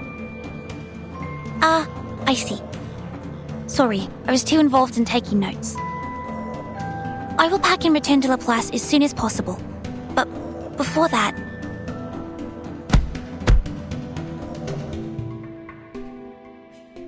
I have to clean up the spores and the mess we made in the battle first. Otherwise, they may change the environment here. Oh, come on, you weirdo. You're leaving now? After all our effort? I can never understand you. Aren't you waiting for me to leave? Of course not. I'm waiting for you to join us. We'll go into the stadium together. Come to think about what I've suffered. Coma, hallucination, confusion, thirst, misconception that I was almighty. And then, as you can see, I fell into a coma again after my sudden disappearance. I think you're right. I do need a doctor by my side. But mankind cannot enter the stadium. We all know that! Blah, blah, blah. Please! The stadium has never shown itself to any humans before. When life gives you cake, just dig right in.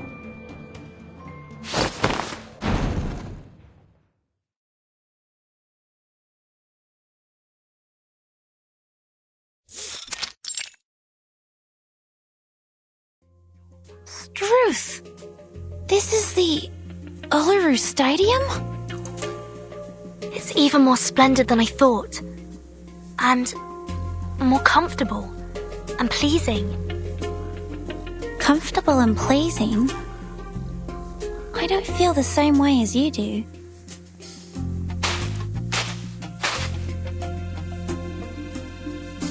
But not in the sense that this place doesn't look beautiful to me.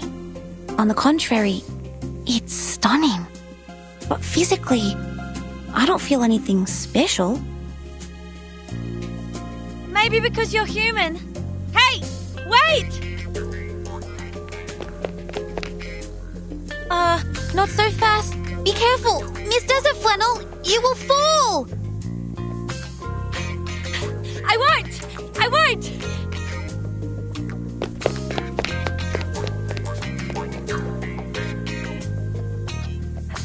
I'm feeling as light as the wind and even more energetic than when I finished a big meal of steak and cake. I may fall anytime, anywhere, but not now, not here. This is exactly what Arcanus should feel. Miss Ulu! Pardon me. May I call you that? Go ahead if you want, child. But of course, I would appreciate it if you called me madam, since I'm a few hundred years older than all of you. Besides, I am the most sacred flame of the games. I won! Been a long time since I had so much fun running.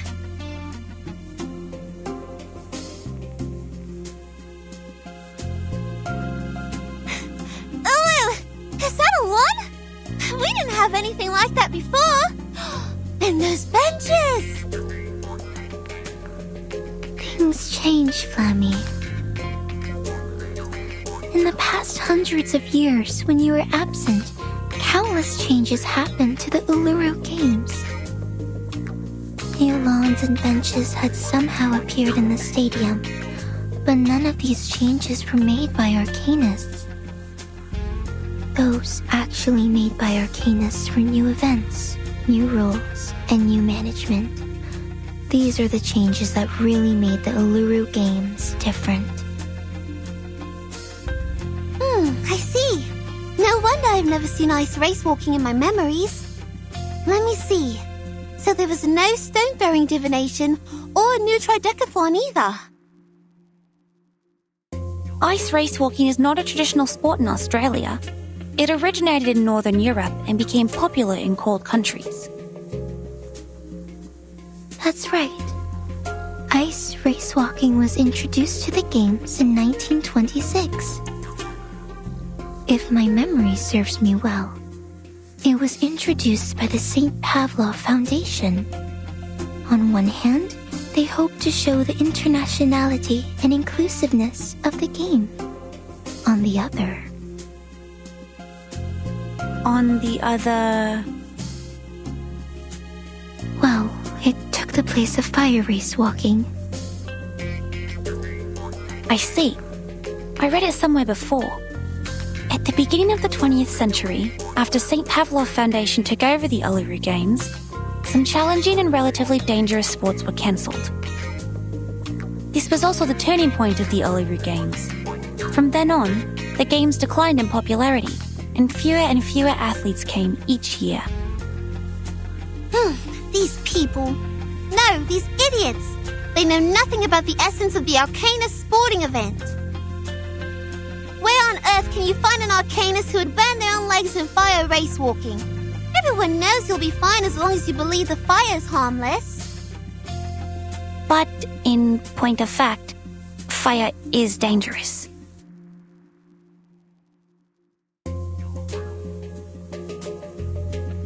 But think about it.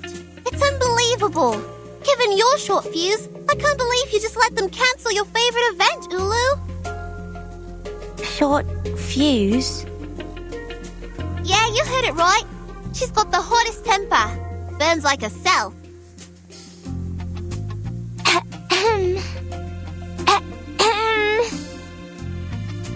Things changed for me. I have already spent over 1,000 years in this world. I'm no longer the young, hot-headed flame of your age. Even your grandmother should call me Grandma now. Grandma? So they can just take away your favorite event just because you're old now? I don't understand.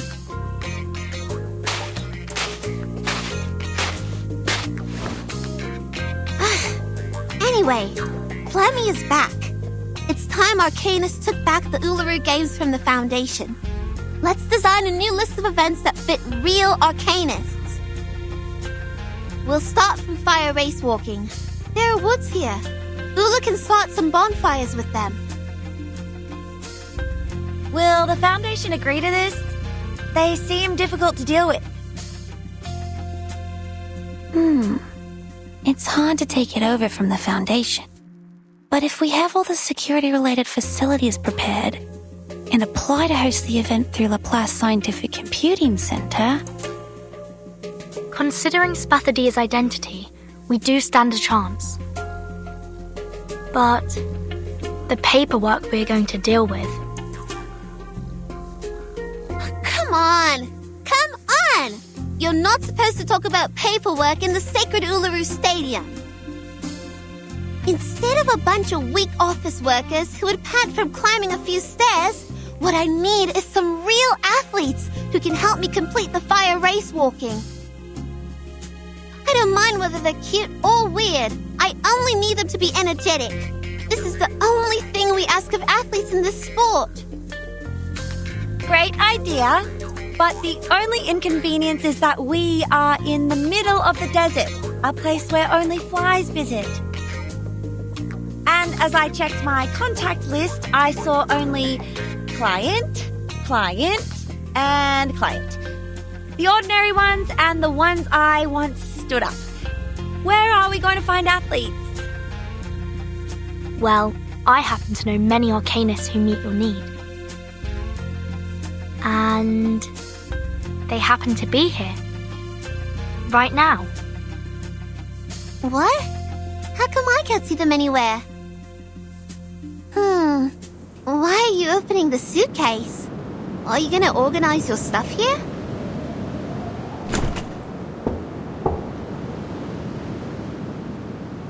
Anyone care to have some fresh air?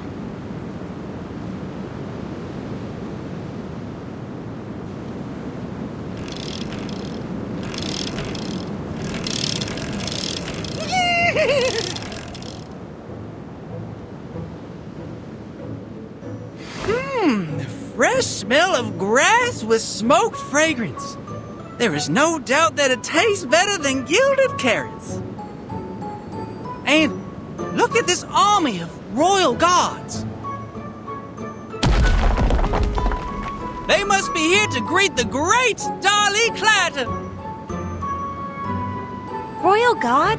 What is he saying? No kidding. Is that giant creature covered with spikes his Royal Guard?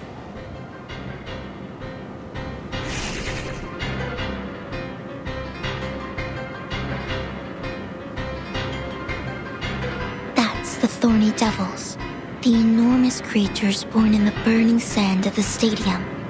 They used to be mounts for the players, but looks like they have forgotten their master after all these years of slumber. Enough talk. Let's put them back to dust and ashes.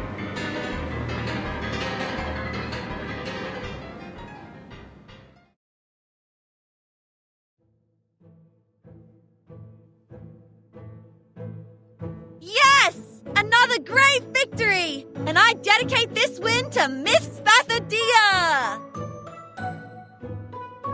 And to Miss Desert Flannel.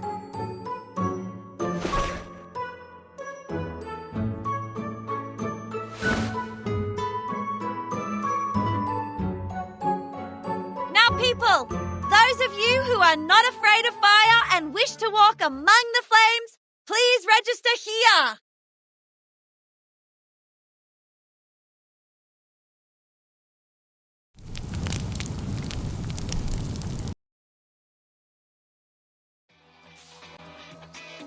Guys, you're doing great!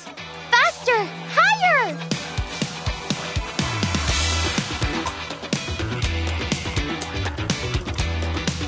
Yes! Ulu! You are exactly the Ulu I knew in my memory. Fire race walking. Operate 400 meters. Branch Bolt and Melinji's Harvest. You brought back so many old games. I have to go. The bunny arm wrestling is about to start.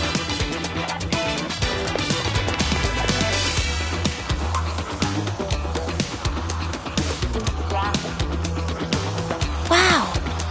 The people are having a good time here. They are sweaty, but also delighted. I've never seen anything like this in the class.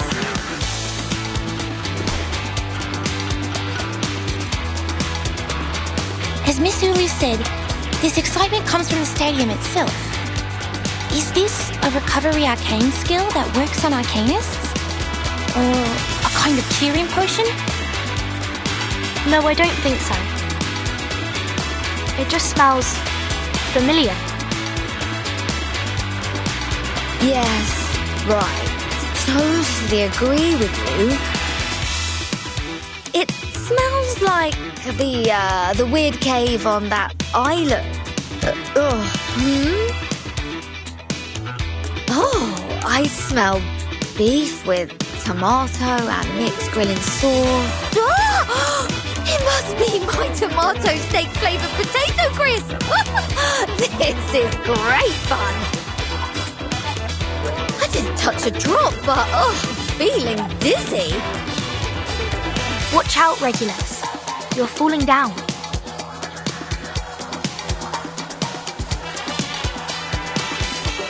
Oh, are you saying that a sports game can narcotize people too?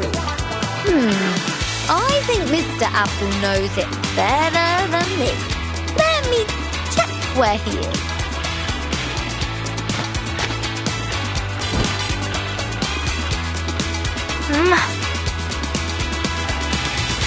I see him!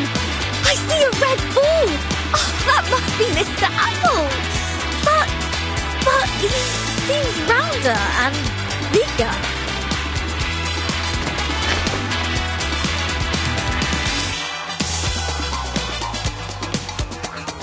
Time's up, and the victory goes to Miss Desert Flannel! Ha! I told ya! No one beats me at arm wrestling! I lost. You are so strong. The strongest I have ever.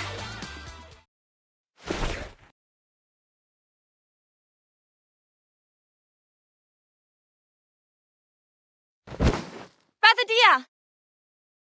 You alright? Hey! Wake up! Go! Get me the wet towel!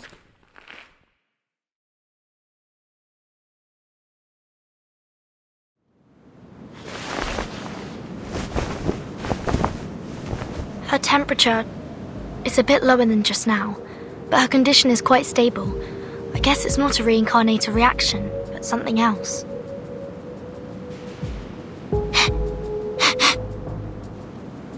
Is she alright? She feels hot, but not as hot as the horseshoe made of pure gold. I'm positive that she was once a lot hotter than your little hooves are right now. She was a walking fire that burned fiercely, the forest-destroying kind.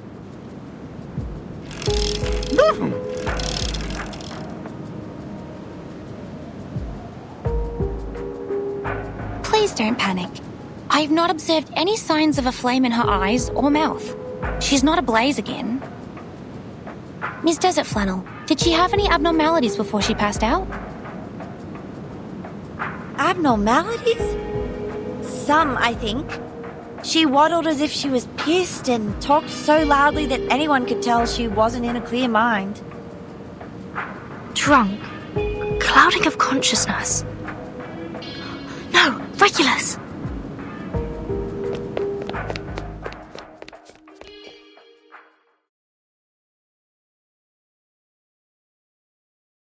You look like an apple-coloured giant rock, Mr. Apple.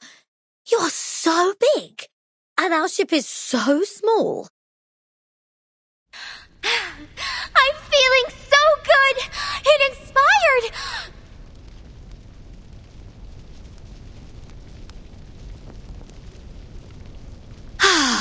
Huh? Seems your change of size changes your voice as well. But since you get this huge, we can strike those old fogies in London like a meteor. On top of the world, there will be our flag of rock and roll. Come to me. I require the biggest hug.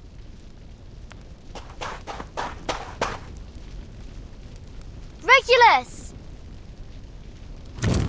Oh! It's hot! It's burning my hands!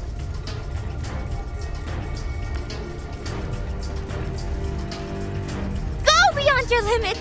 Your sweat is the best eulogy for the Red Land! That's Miss Zulu. She's out of control. Is this also a result of the stadium's power? Oh my! Miss Regulus, be careful!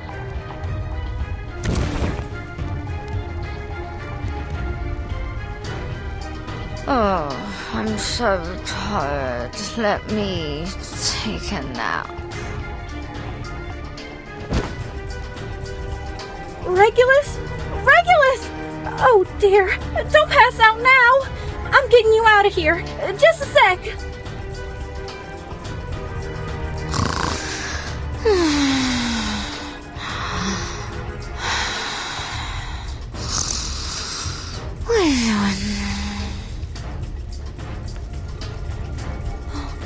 Another one has passed out. If we let it go on like this, every arcanist here would... Miss Verton, we have to leave at once. But Miss Sparthodea has passed out too. Who can open that door? Bunny, take everyone back to the suitcase.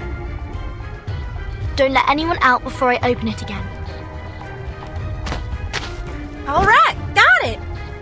Oops, I got tripped by... Huh? Mr. Apple, why are you sleeping in the grass? Darley's on it!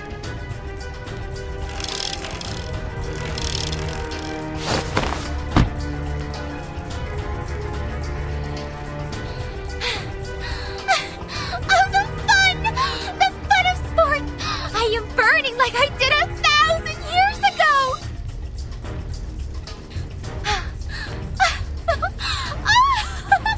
Let's dance, hand in hand, for the respectable sunshine and rain!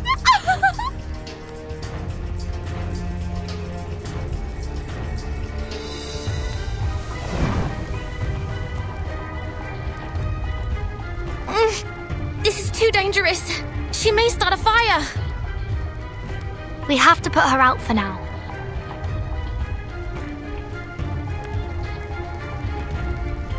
The good news is, we are already a skilled fire brigade.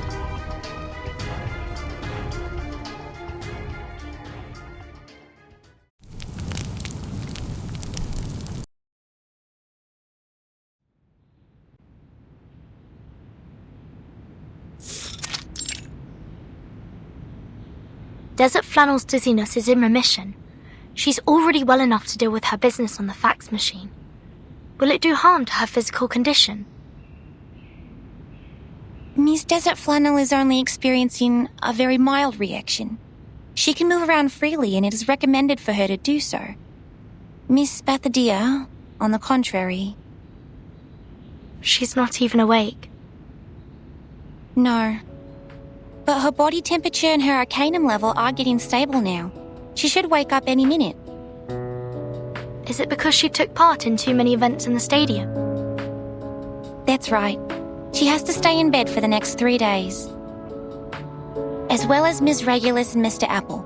I have asked Miss Bunny to send them the medicine. If everything went well, they should have woken up by now. Dr. Ezra, I'm back.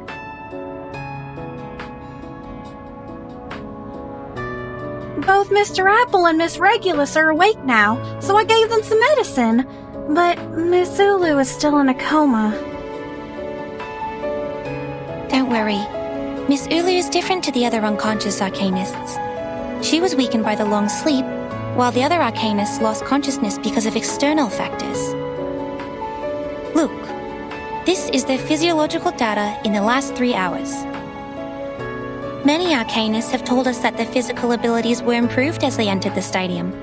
They felt they were in a refreshed state, like they had a good sleep or rested properly. But after they competed in 4 to 6 different games, or the average sporting time exceeded 3.5 hours, they would feel dizzy, as if they had consumed too much alcohol.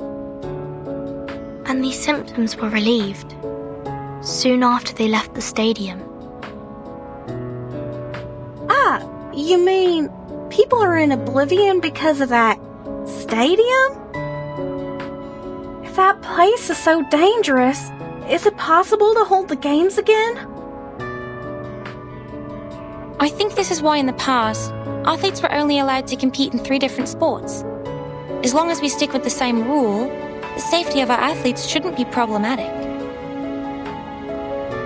Oh, I got it. So this place is just as safe as the club I work in. As long as we ain't breaking the rules, nothing will happen. Like how the bodyguards and I take care of our club, the rule and special medicine made by Miss Ezra will protect the Uluru Stadium. Miss? Oh? What's wrong, Miss Ezra? Miss Bunny? But you see, I'm not a miss. Huh?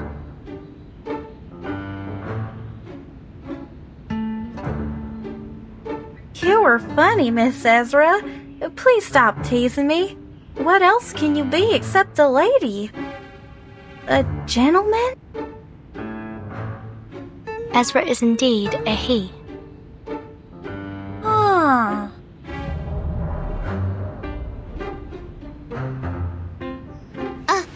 A he?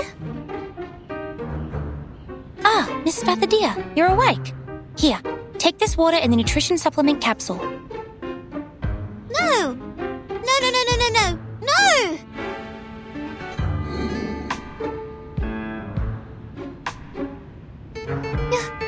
You're a boy? When did you turn into a boy? Yes, I'm a boy. I was a boy when I was born, and I have been that way since. What? Wait. What? Why did you lie to me? Why did you say you were a... Wait. You never said you were a girl. Wait, Miss Sparthodea, please don't grab me so tightly.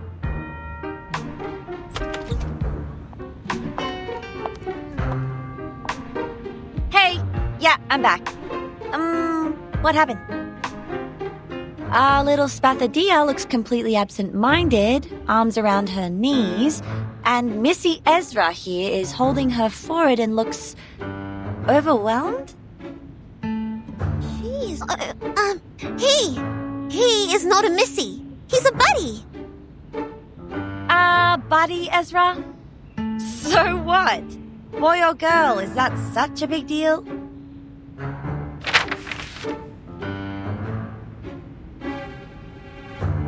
Nothing is more important than this.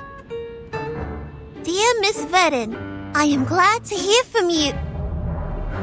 No, not that one. That's for Verton. From some guy called Slouch Hat.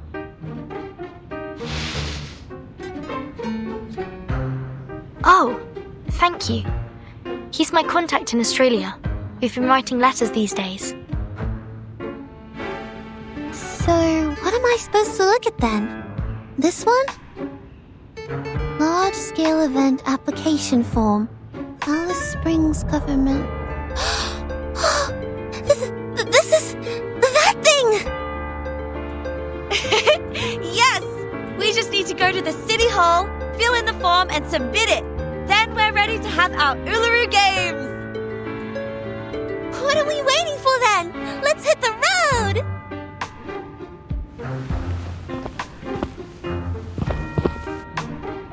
No, Miss Spathodea, you haven't fully recovered. You need to rest. I'm not feeling that bad. Actually, I'm feeling really good. That's right. Really good.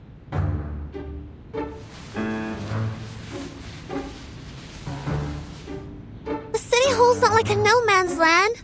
We're just going there to fill in some forms. They won't hurt me. Okay? Okay? No. This time is different.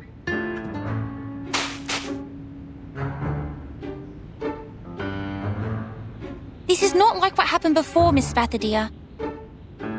I'm your doctor, and I'm responsible for your health. I can't let you leave my sight. Your sight. Your sight. Got it!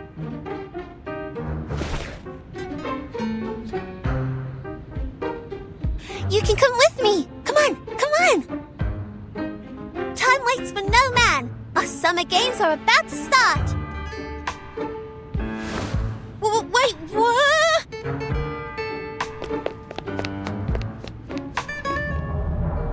Whoa! Miss Spathodea is surely a good runner. Even faster than the potion-drunk Miss Sotheby. Okay, since the doctor and the patient are both happy, I, the event assistant producer, am also hitting the road. Wait for our good news!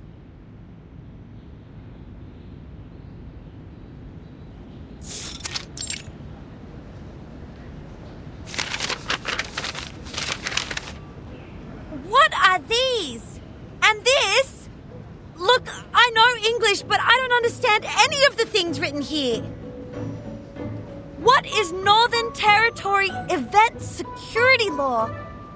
Oh, and what is Type 3 Field Safety Certification? I think I'll just go with C here for event types. That's what looks closest to the Uluru Games since they're both two-word phrases. Maybe let's just go with that one. I always go with C when I have no idea what I'm reading.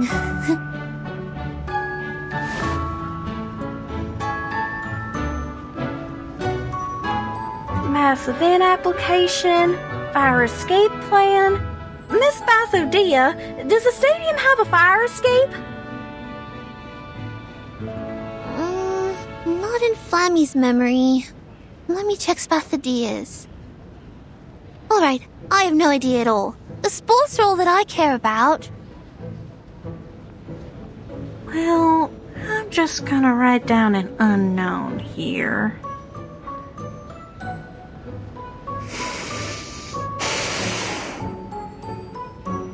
You, How are you, my grumpy little friend? finally made up your mind to help?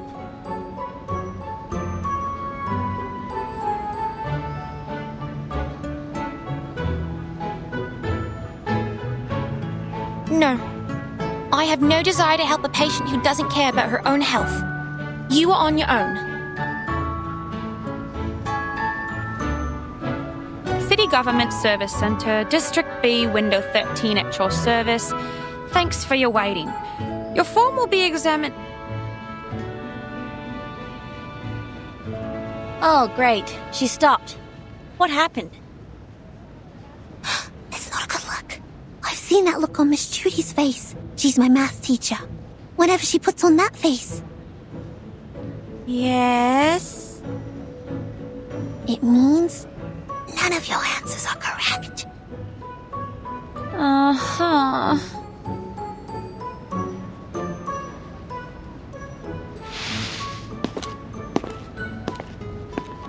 Told you we can't fill who knows in the form. Who knows you can't write that?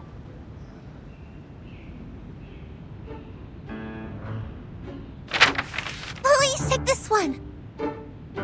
Yes, Miss Desert. I'm sorry. And you are... Hello. I am Sparthodea, the director of the event. This counter is way too high. Should have let Desert Flannel talk to you. But she's feeling sick after reading the form. So, I have to do it instead. I will prepare a stool for you. Please stop jumping.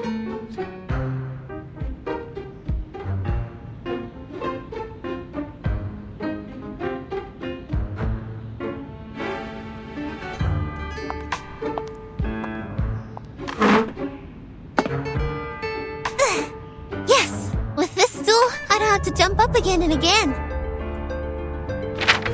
Here's the form we revised. Please check it. All right. You've submitted the Arcanist Gathering Registration Form, the Mass Events Application Form, and the Desert Areas Gathering Application Form. Your application will be in the approval process very soon. Gosh, yes! I'd go crazy if I had to fill them in again. I've never experienced such pain. We cried on each other's shoulders several times. Same for me. I'm sorry? It's nothing. But please take a look here at the second half of the sports game process and events application form. Most of the events of your application have been confirmed, not approved. If you want to add them to the Uluru Games, an independent application for each event's security permissions is required. How can I get the permission then?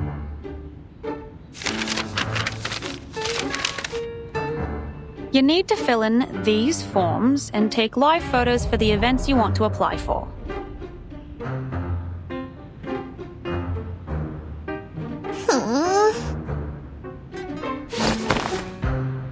Excuse me? Please, give me the forms.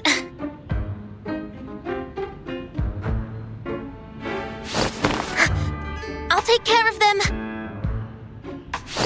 Let the girls leave and rest. Ezra!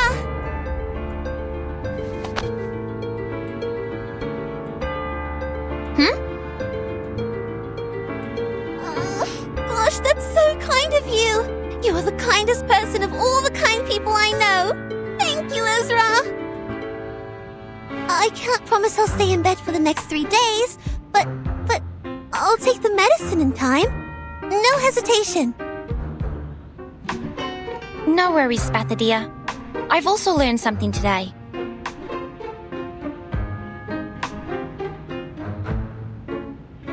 That is, it pains me more to see people suffer than to endure my own suffering.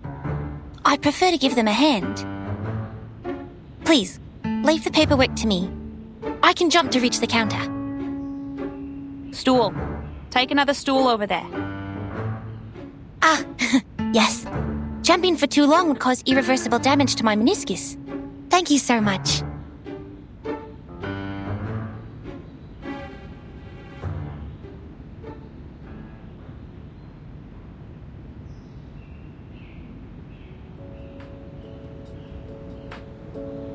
The games in Flammy woke me up when I was still a small flame a millennia ago.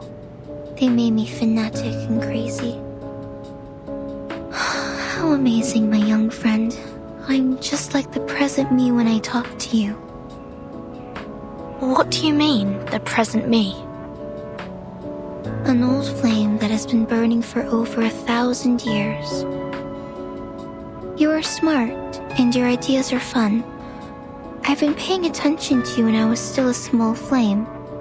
Looks like you have a lot of expectations for the Uluru Games. Sometimes it feels like you care about the games even more than Flammy does. I do have hopes for it. My wish to revive the games is stronger than Ezra's, and my expectations for it are higher than Spathodea's. After all, we're in a different age now, which means we can achieve much more than a sports game. But to be honest, I'm impressed by Miss Spathodea's energy and passion for all these. She's... Huh? Who are those people by her side?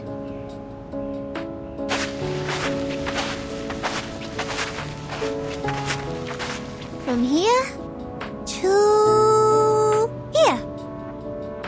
I want to build a neat entrance here. I also need a kiosk and a fridge with drinks.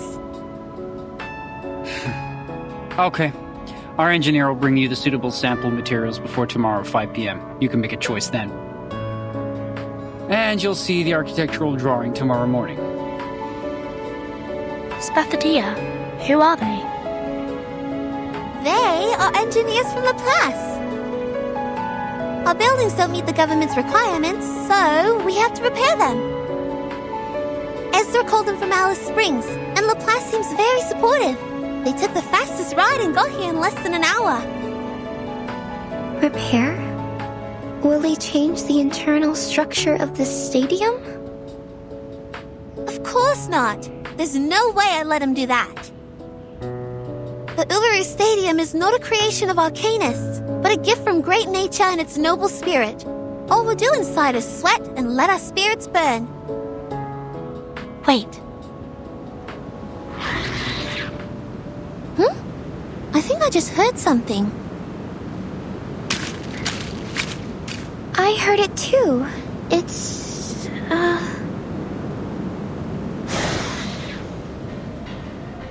The bunyips! And those thorny devils. They must have snuck out from the stadium. Darn those tabloids. We're at the center of the storm now. These things just won't let us go. Like some cockroaches attracted to an open jar of jam. There are scraps of paper sticking to the corner of their mouths. Is that... newspaper? Mayhem. Revival squad of the Uluru Games in City Hall with Bunny Girl? Mental breakdown of receptionist exclusive on Australian Necker? Gosh, children! What have you done out there?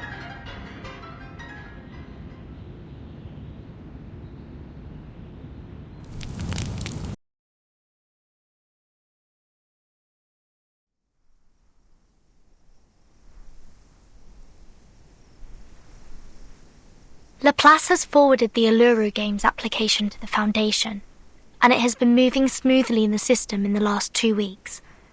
I heard that from Mr. Slouchat on the phone this morning. They believe it will be a good opportunity to build a positive image for Arcanists, and it will strengthen the communication between them and humans. The Foundation is happy to see that happen. Then when will we have the result of the application? The procedure is long and complicated. Besides, the safety reports were only submitted a few days ago, so it will take at least 20 days. 20 days? If we start the construction after that, we'll never make it on the opening day. The engineers said the construction will take at least a month and a half. That's almost the fastest they can do. Can we postpone it a bit more? I'm afraid not. I already postponed it until half a month later for the construction. Summer will be over if we wait any longer. It's okay. We have talked about the construction arrangement.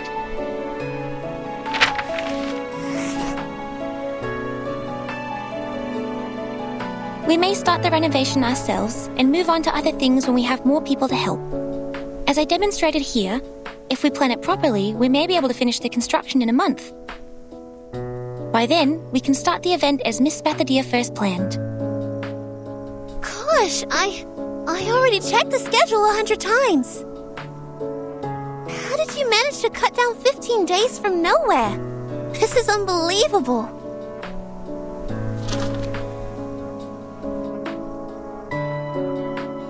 You're a genius, Ezra. I guess the games would have died on the vine without you. It's nothing extraordinary compared to what a real human genius can do. Don't forget arcanists are the pillar of the games. Let me see. Divide the construction team into 3 groups, one building the entrance, and the other 2 repairing the internal ceiling and walls. The internal ceiling and walls? Ezra, I have never made that request to the construction team. You must be mistaken. We need not repair what's inside the stadium. I added it to the list. I have investigated the site with some workers from the construction team. The stadium is ancient. The walls are badly weathered and can barely hold up anything. It has become more of a natural scenic spot than a stadium for sports. For safety reasons, we might use a support structure made of alloy to... No! Definitely no!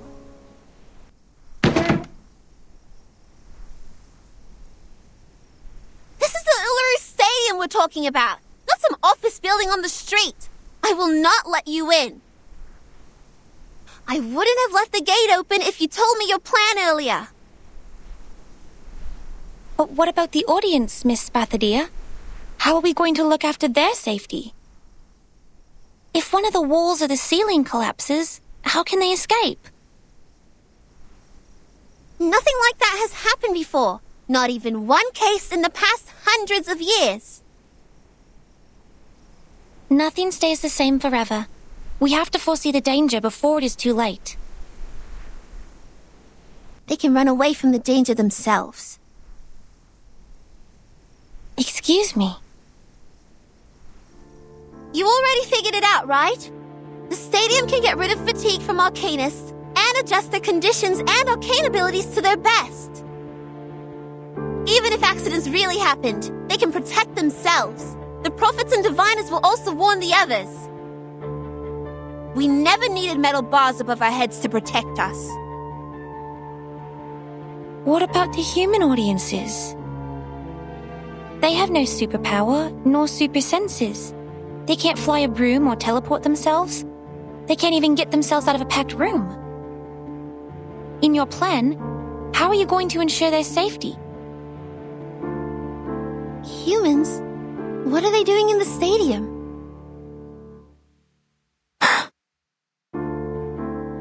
There has never been a single human in the Uluru Games. None of them have managed to find the entrance, not to mention enter it. But I am human, Miss Spartodeia. You invited me to the games. It's also you who told me that humans, like myself, can enter the Uluru Stadium if it shows itself.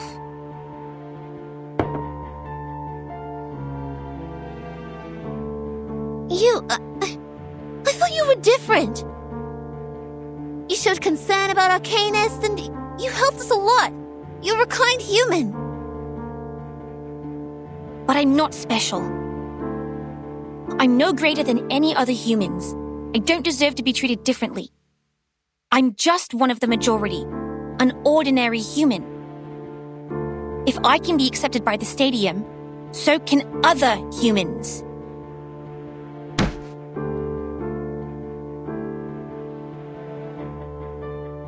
Spartodeia, Ezra, guys, calm down. This is not the time for a fight. This is not the time? When shall we have it then? The world is full of sports games for humans, one after another and another. But this is the only sports game for Arcanists. Why don't you go mind your own games? And haven't humans stolen enough from us? They even made our arcane skills accessible to them. They modified arcane gadgets and added some science stuff, and bang! The arcane tricks I know suddenly become something new. Some invention exclusive for humans' use. And now they're even taking away the Uluru Stadium with metal bars! It was me who found the stadium, and I'm not giving it to anyone!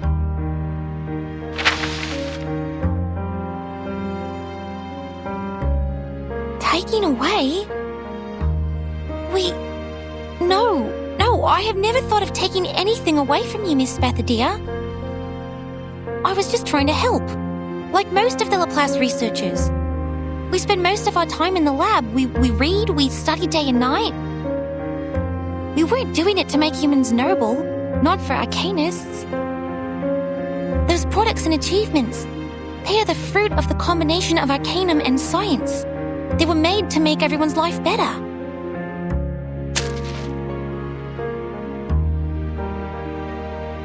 Make life better? Get out! You think I never saw the ad of Laplace? Guide arcanum with science. Tame the orderless power with sense. That's what you tell the people!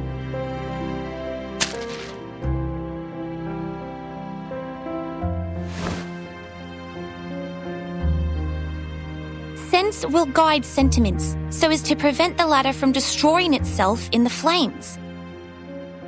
You have to tend to the flames carefully, to understand them, protect them from danger. This is what I've been taught, and this is also the principle I've always acted upon. And this very suitcase that we are staying in is also placed at the entrance made by humans. You shouldn't think so ill of them when you're standing on it.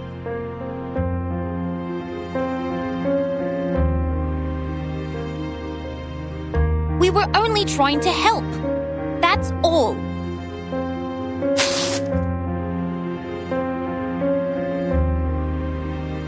I'm out! It's pointless arguing with a rude human who has no respect for arcanists!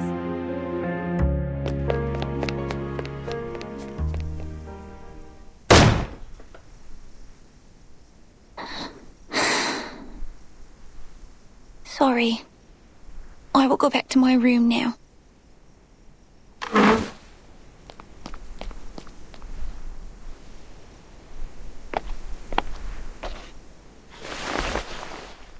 It's a nice map.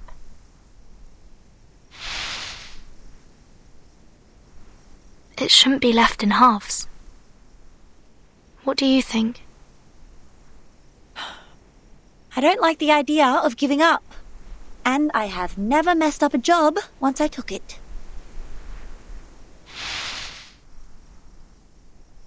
I'll take care of this, and you look after that. What do you say?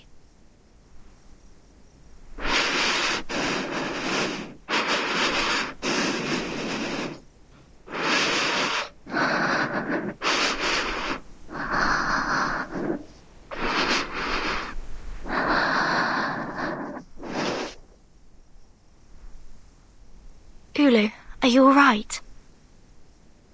I'm fine. I just feel a bit dizzy. My head has been feeling heavy since the battle against the bunyips, and sometimes even my body feels itchy. I think I'll be fine after I fully recover. Leave this half to me. I'll talk to her. Thanks, Ulu.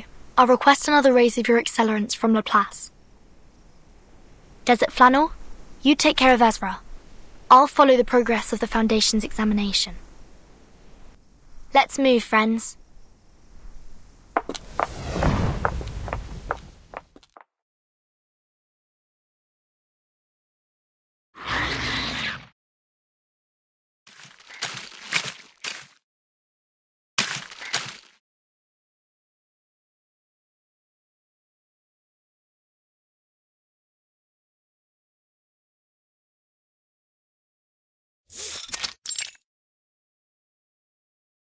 What the heck did you say?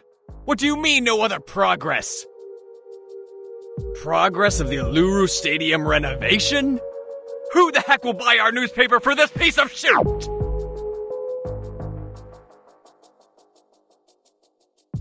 Sorry, sir. We haven't been able to find anything new about the revival squad for a long time. They didn't even step out of that suitcase in the last 2 weeks after we got their names in the papers. Neither did we hear anything from the source. I'm not hiring a notorious journalist like you for this boring news. Get out and find more. Some big and breaking news like that revival squad of Uluru games in City Hall with Bunny Girl.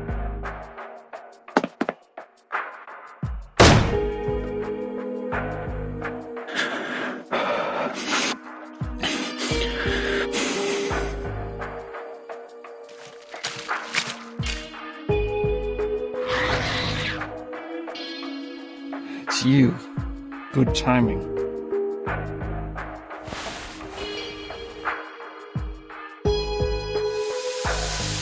The Uluru Games on the edge of total disruption. The revival squad turn against each other. I knew it. A group of monkeys. This is fun. The chief editor and that chick will both enjoy this.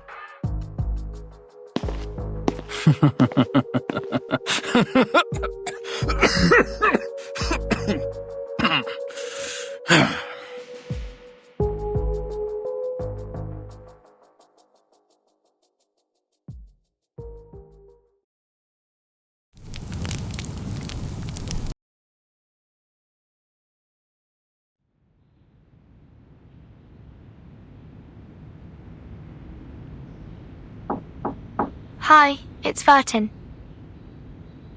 Miss Desert Flannel, is Ezra still with you?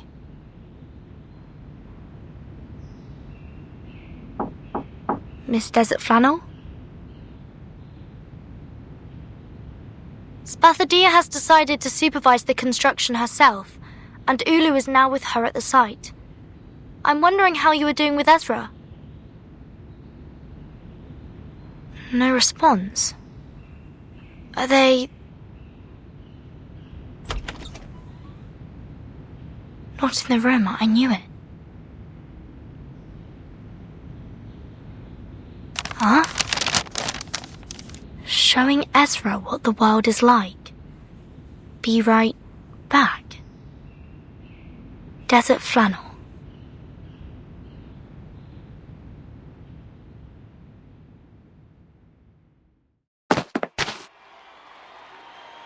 Watch your feet and your head. The people here never look down. That's how you get muddy shoes when you're out here. Here, take my hand. Miss Desert Flannel, what is this place? What are we doing here? Something that needs to be done, and something that needs to be said. Hey, big bloke, don't get in my way!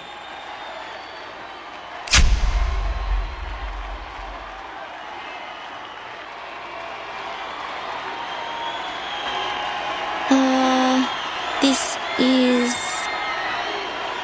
the warm-up of the rugby game. It's not a formal game, but the audience's enthusiasm is burning. I mean, it's hard to get a ticket. But I'm Desert Flannel, and I know people on the streets, even when we're outside Melbourne. Sorry, I've never watched any games, and I don't know the rules of rugby. I don't think I will understand any of this. Do you mind? No, I'm cool with that, because the game is not what we're after. You see that guy over there? That's Tom, a shining new star in the NRL. The best fullback they've ever had. He's from the Melbourne Sailcar Club. They have a seagull as their club's mascot with a fish and a chip in its mouth. Yes. Okay. And that bloke over there, that's Kip Carl of the Hobart Blue Lake. He's the kind of player who knows how to really tackle. They call him the Unbreakable Cam. And lastly, I want you to look at that smaller guy. That's Russell. Doesn't look tough, does he? But he is the slippery Jerboa because, man, he is fast when he gets the ball. But what is this to do with us? I still don't understand. Ezra, guess how many of them are Arcanists? Nice one! Nice one! Russell made it again! Excellent interception! The key score, now that Jerboa is slippery as butter, run for it, Russell! Victory is going to the Shepherds of Melbourne!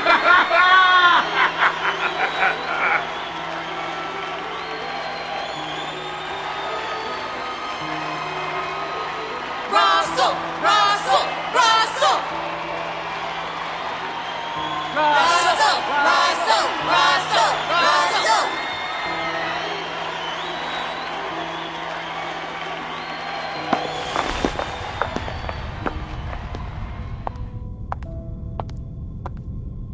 Mankind is known for their physical resilience and endurance. That is to say, Tom and Kip Carl are humans, while Russell, whose skills and unpredictability are his strengths, is an Arcanist. A reasonable deduction. Physical resilience and varied skills are indeed the respective features of mankind and Arcanists. However, things are not as simple as they appear.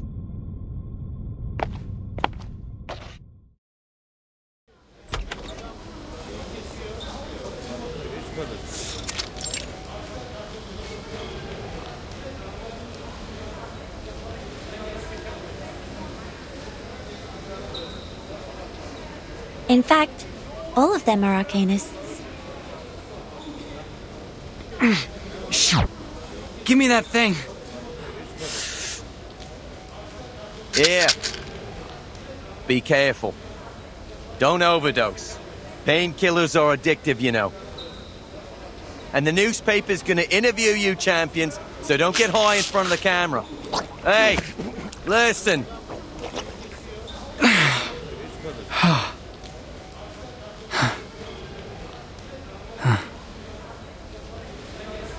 Sporting is great fun, but it can also be dangerous, especially for sports like rugby, MMA, or boxing, which involve a lot of intense physical contact. And the Arcanists who are good at healing will naturally become the best athletes of all. 15 minutes. That's all they take. Most of the arcane treatments take only 15 minutes to heal the patient. And before that happens, the athletes would just take painkillers to help themselves get through the game. And after the 15 minutes, they are refreshed and healthy, like those athlete dolls you find in the souvenir store.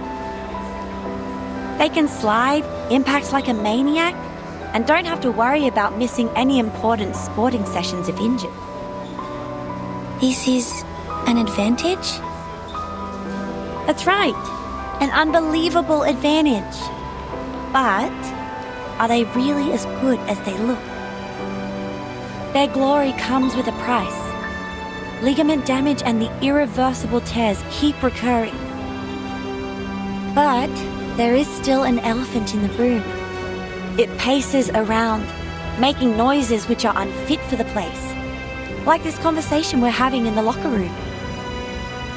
But on the sports field, where blood boils, power and strength are the only things that matter. Nobody has the time to stop and ask what we're doing here, just like they don't have the time to notice the elephant. 10 years ago, Margaret of Broken Hill was invincible on the court. In August last year, she died on the last day of winter. Did she die of recurrent injuries? It's very likely that Arcanist athletes who repeatedly get injured and heal themselves would get hurt on the same body part in the future. The body will become fragile. They might even twist their ankle from walking. Sometimes even break a bone or two. No, she died from an overdose. She needed a horrific amount of painkillers to ease her pain. so much that her body was overwhelmed. This is cruel. We have to report this to the Foundation and solve it once and for all. The athletes could have played in a safer way if given help.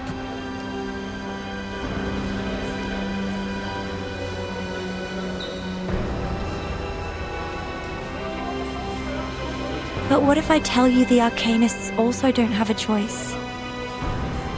For humans who have the talent for sports, they can win medals with their physical strength. So, Arcanists have to make the most of their advantages to keep abreast with their competitors?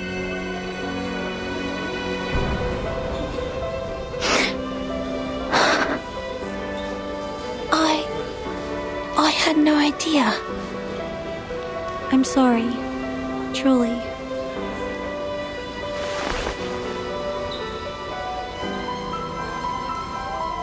I didn't mean to make you feel guilty. Nor did I deliberately put you in pain. But Ezra, I was once one of them. I used to live on the prize money. I'm only telling the truth. It is happening every day, every moment, and every second. Drug addiction, premature senility, and irreversible physical damage. This is almost a destined end for every Arcanist athlete. And nobody is held accountable for this.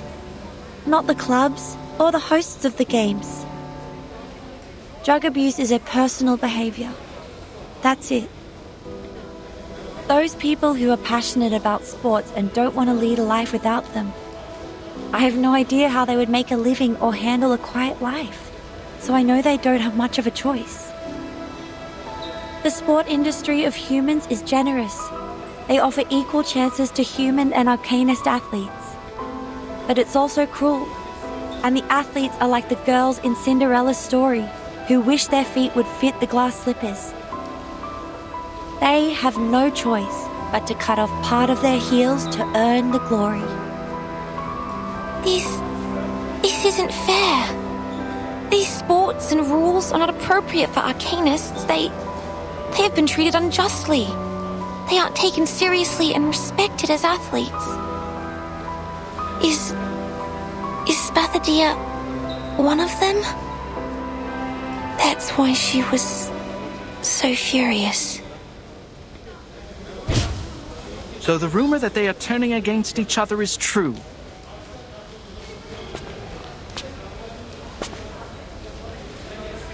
Camera, this way. This is the human representative of the event.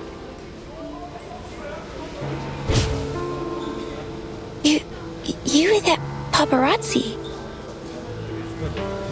This is not how a polite kid would address others, Mr. Ezra. I am just a concerned journalist who ran into you while reporting a rugby game. Watch your mouth, mister. This is harassment.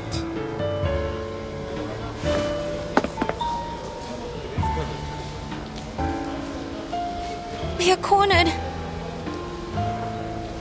Then we will break his camera and let him know the price of being a long-tongued liar.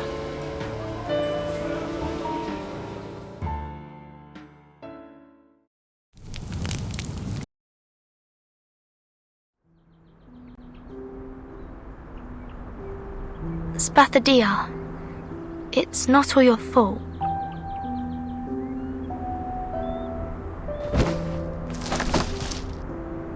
No, you don't have to be nice. I'm not capable of the job. I should have known when I couldn't even fill in some forms correctly. I don't know how to supervise the construction team. They all left and my schedule's in a mess now. I'm hasty and careless. I actually lost my temper with the people who tried to help me. And I also did that to Ezra.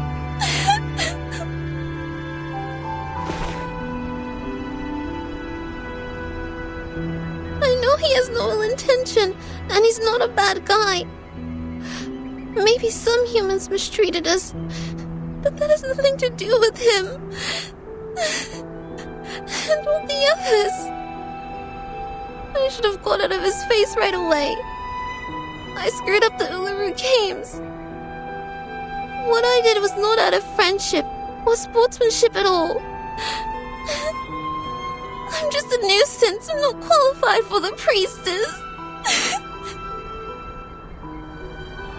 Flammy, listen. Come here, listen to me.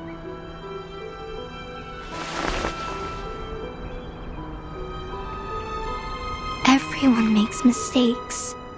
That's what your mom told you when I was still asleep, remember?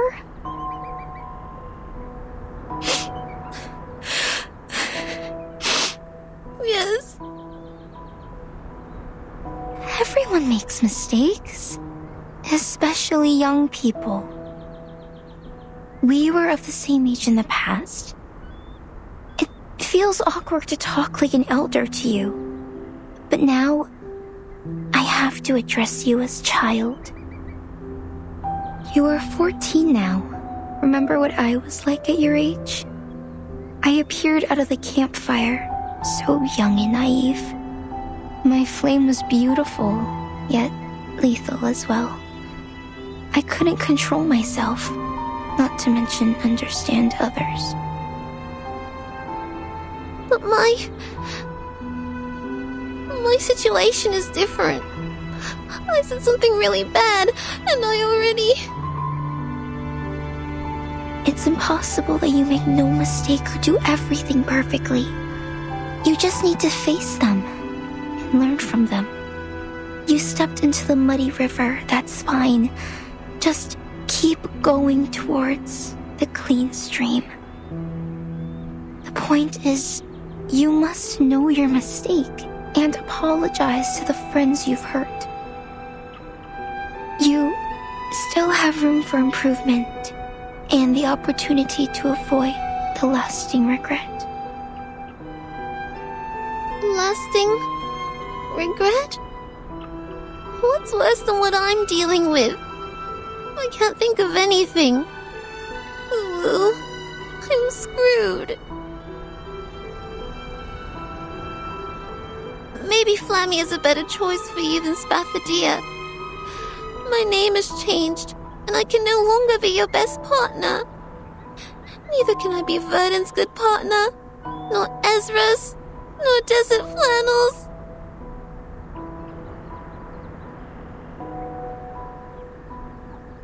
This is my second life, but I still feel like an idiot. What was I like in the previous life? Did I grow up? Did I hurt my friend? Did I have fights with you?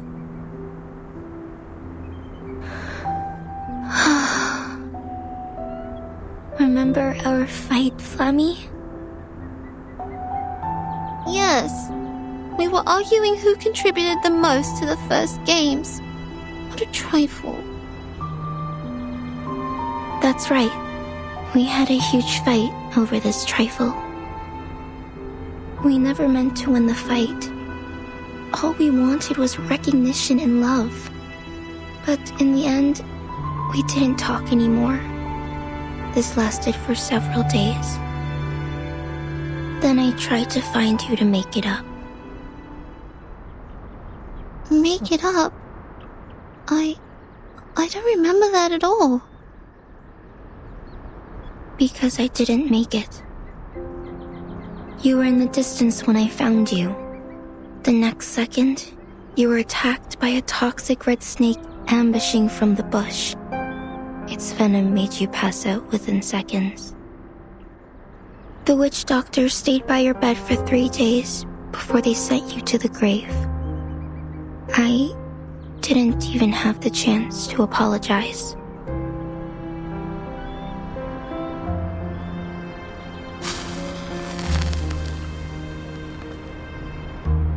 You never grew up, my friend. I'm already an old flame after such a long time, while you are still a teenage girl. So, I'm really happy to see you again, and really sorry that we once grew apart. I see. Thank you for telling me, Ulu.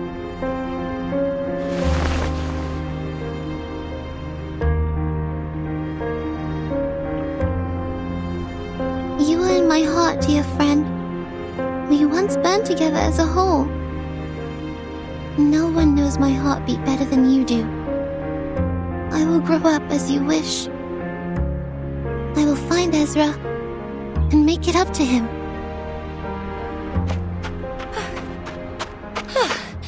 Isn't that convenient? Here we are.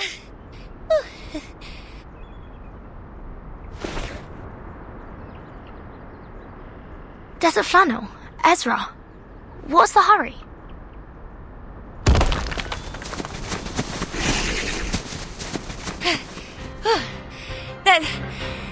That was... Those guys were chasing us like crazy. Anyway, that's why we are out of breath. A paparazzi was following us, and as we were running in the desert, we ran into a bunch of thorny devils. I see. We'll deal with this problem before we talk. Give me 5 minutes. They will no longer be a problem for us.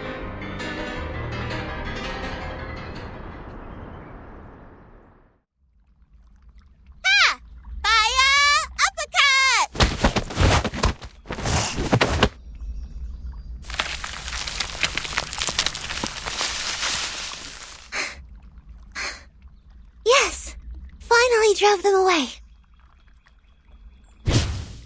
2 weeks ago, you were in the column Whose Heart is Hurt by Fire Kangaroos and Housing Stress. Huh?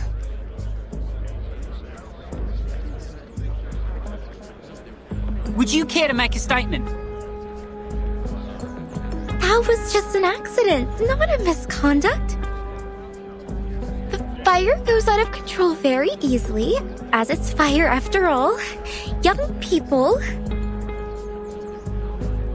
Besides, you and your fellow team members were seen chasing after a metal UFO on the back of a wooden horse. Rumor also has it that an alien power is behind the revival of the Uluru Games, and the very power has also controlled your mind. Would you run a checkup to clarify? What do you mean? Mr. Alien T is good and kind. He has never had any ill thoughts. Ha, Mr. Alien T, is that the name?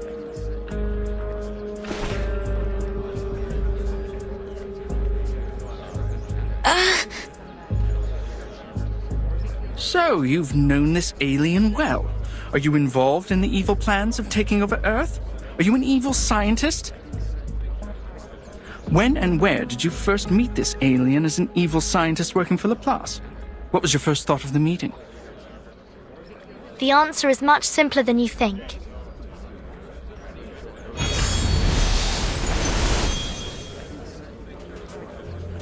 Mr. Alien T and I met in a very simple way.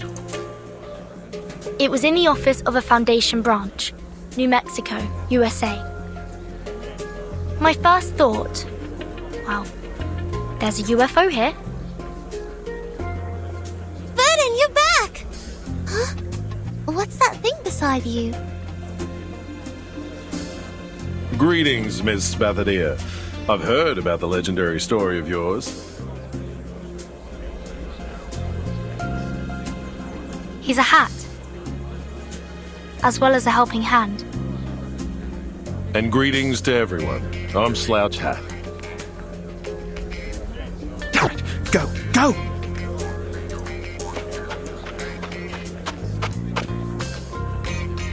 Unlike them, I'm sure most of you in the media industry know, or at least have heard of me.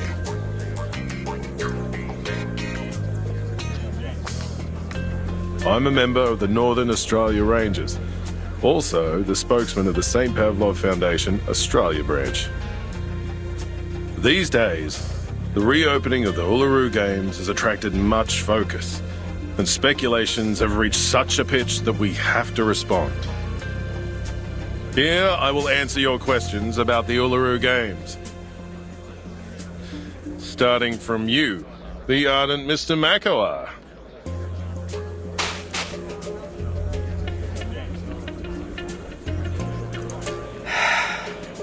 Of course. It's my pleasure.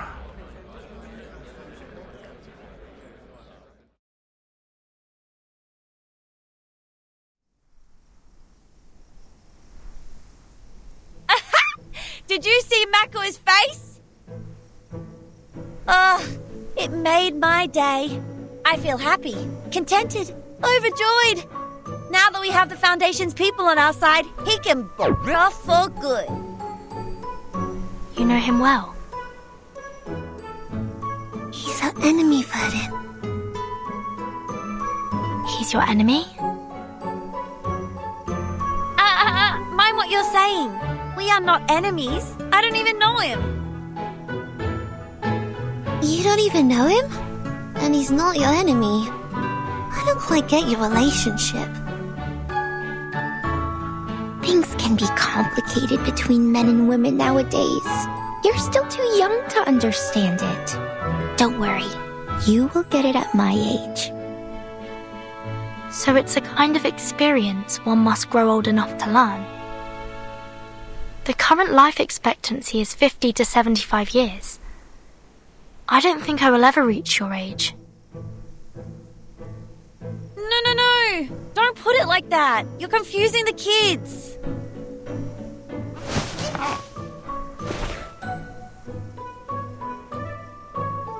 All right. Now I, as one of the parties involved in this story, will explain it to you very clearly. Oh, wait. What? Where's Ezra? He's not here. He just went back to his room. He didn't come out when we left.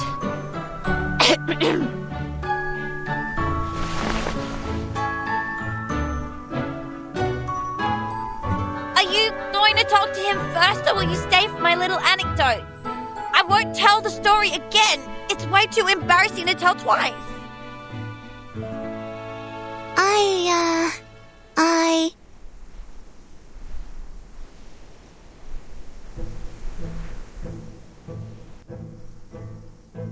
I'll listen to your story first, and then I'll go talk to him right away.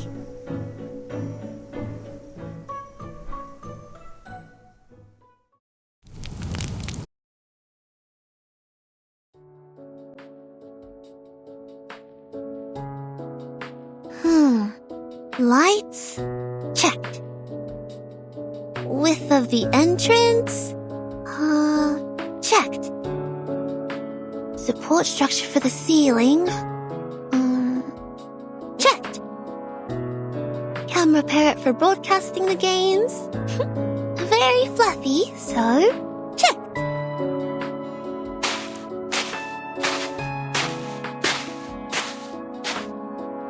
Spare torch for the Uluru Flame, obstacles for steeplechase, tenacity of the branches and temperature of the red quad.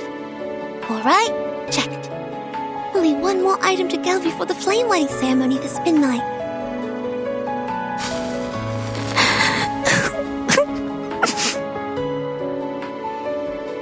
The Uluru Flame.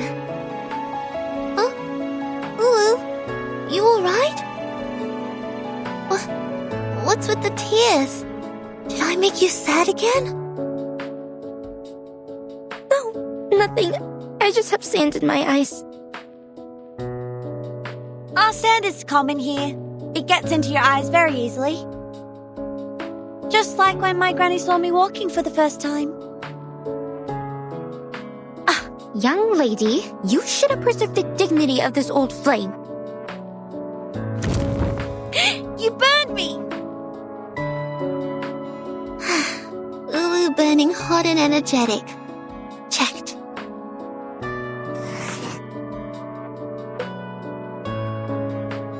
Safety factor of the field? Checked. Laplace really did us a huge favor. Shame I haven't had the time to talk to Ezra since we had that fight. We were both busy, and when we met, it was... What? You haven't talked about it? But I didn't feel anything wrong between you two. We did make up. That's for sure. But we never really talked about the fight. It's like you break your knee and just cover the wound up with trousers, as if it had never been there. You may feel fine when you jump and run, but but it hurts whenever you sit down for a break.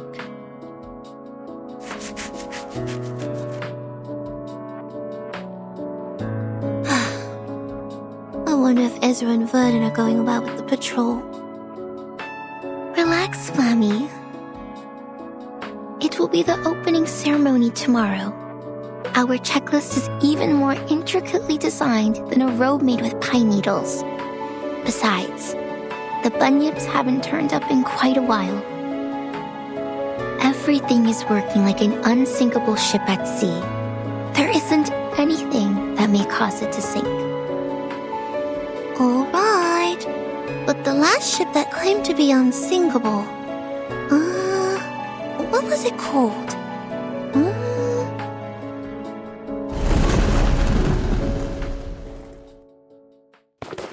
Oh, I got it!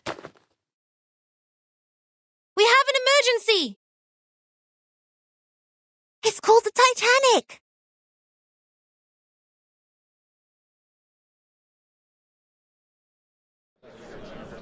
I've bought tickets. Let me in.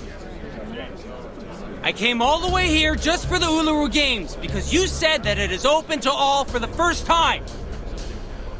Everyone, please be patient.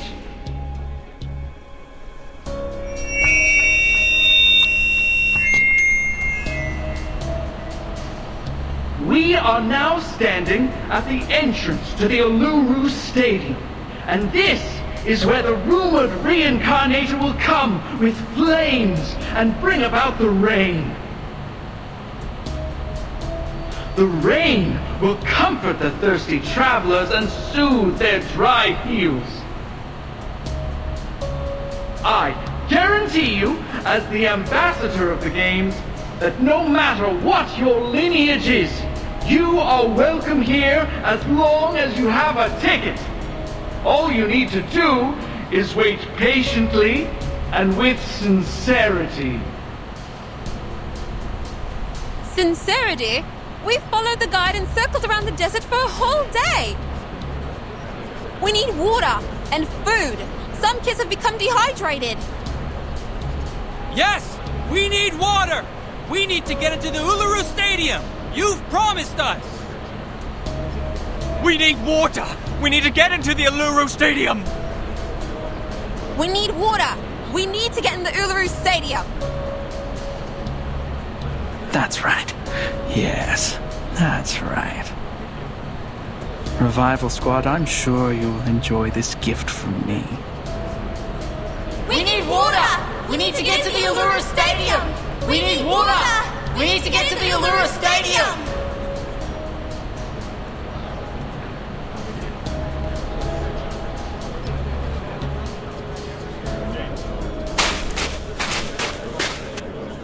Gosh, it's him, that guy. How shameless. We never sold a single ticket or invited so many outsiders to the game. How can they tell such a lie? He's whipping up public opinion, just his greatest strength. I took a glance at the crowd. There were at least 3,500 of them out there. Not a number Mikawa can incite alone. Some of them must be his accomplices. I'm sure they are good at mobilizing, swindling, blackmailing and stuff. It's the Eucalyptus Brotherhood. The leader is one of them. I know his face.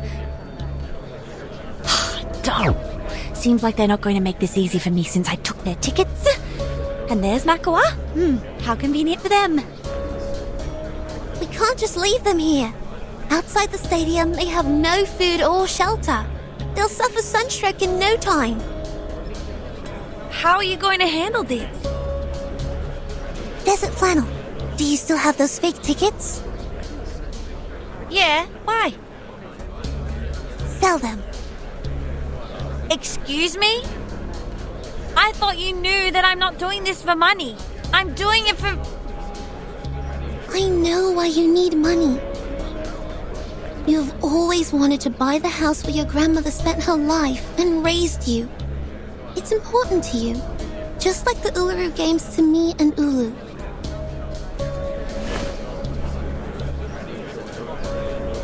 Ezra, Verdon, please contact the Foundation for help. Desert Flannel, I need you to prepare to guide the crowd and maintain order. Spathodear, you're not planning to... Let's go all out, mates. I am going.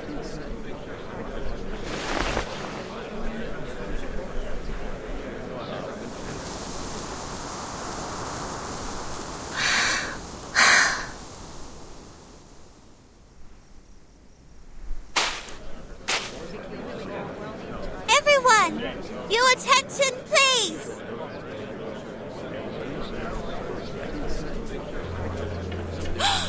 That is the door to the Uluru Stadium! Behind her! She's the girl in the newspaper! What? That girl is the reincarnator? Oh dear, there she is! And look, that flame! Isn't that the Uluru flame in the newspaper?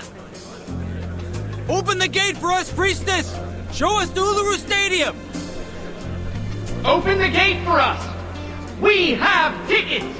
We have tickets!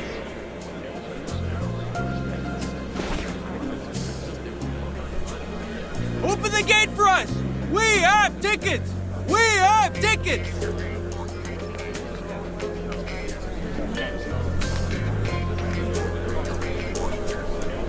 Look at those girls, my friends.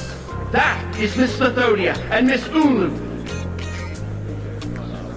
The newspapers have been praising them for facilitating the union of mankind and the Arcanists, bringing back the true spirit of sporting events and calling them the pioneer peacemakers. In the name of the Uluru Flame, I swear it's not a lie. Of course, of course. You are not lying. You never lie. No lies have been spoken. Every word was true. A junior student from Melbourne, an old soul, a reincarnator. What's her attitude and what will she do? Please, find out with me!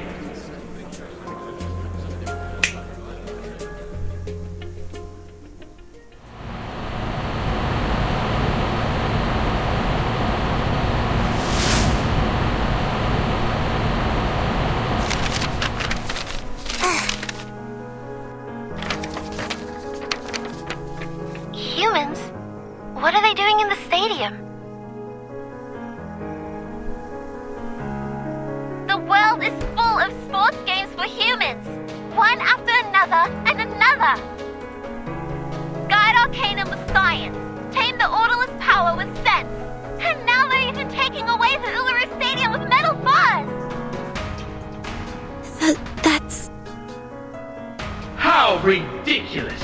She said she stands for peace, yet she has never considered mankind's safety, technology, assistance, or rights. Arcanus, Arcanus, that's all she's talking about. It's the voice of... the priestess. How could she say that? Nonsense! It is the first Uluru Games with the help of Laplace human technology. They've been talking about equality, peace, and love all the time. Damn you! How could you be so despicable? All the constructions are built by Laplace. These are all human contributions. I'm out of here. It's not the Uluru Games. Not the one I heard from my grandma at all. We should believe that. She's an honest girl. She would never have lied. Miss Spathodea, did you really say that?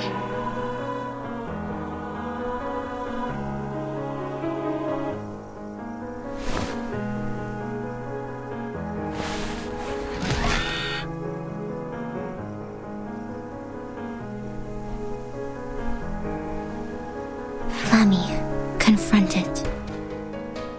Light it up, conquer it, and make it burn. I will. I know what my duty is.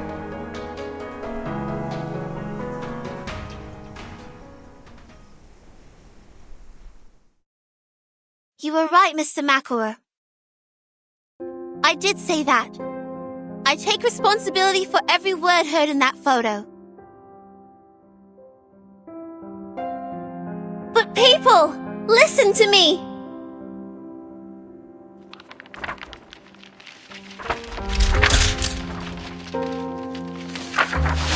Those words are wrong. So am I. I am a fool, an idiot, the stinkiest rotten egg in the kitchen. I've seen countless humans on my way here, from Melbourne to Alice Springs, and then Uluru. I've met the construction team from Laplace, the receptionist at City Hall, considerate doctors, and my first human friend, my good friend. In the past, I saw humans as the other kind. I thought they were unreasonable, cruel people who deceive others with bureaucratic jargon. But now, when I think of humans, I am reminded of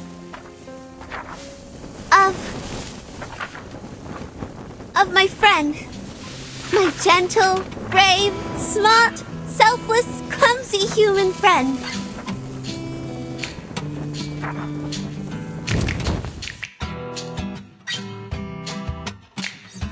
What are you going to...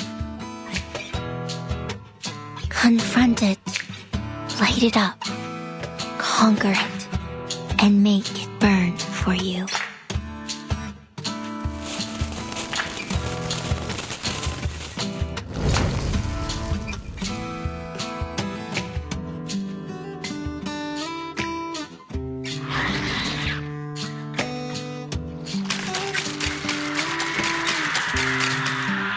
And I'm willing to believe everyone here loves sports as much as I do. I must apologize for being an idiot with such a narrow view. I'm sorry.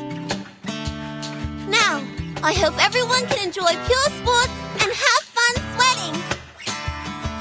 Those of you who have tickets, please enter the stadium in order. Those of you with no tickets, you can buy one from Miss Desert Flannel for just $1. I hereby declare the opening of the Uluru Games!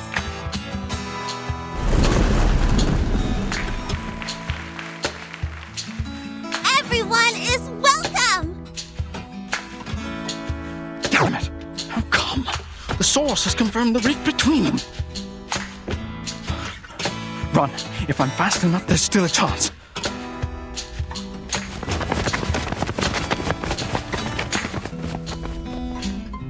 Or maybe you don't deserve that chance at all.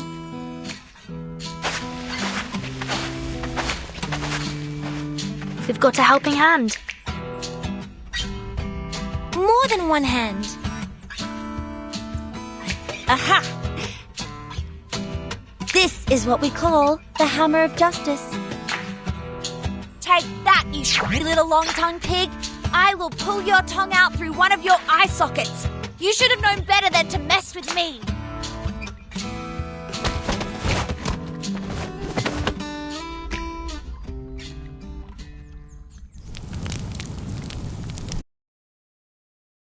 The audience are all seated. No stampede or jostle, not to mention injury.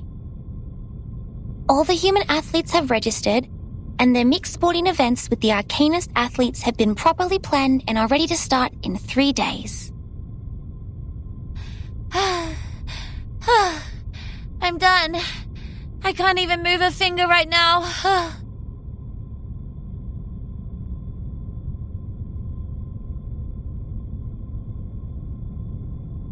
Come on, Flammy. It's our turn.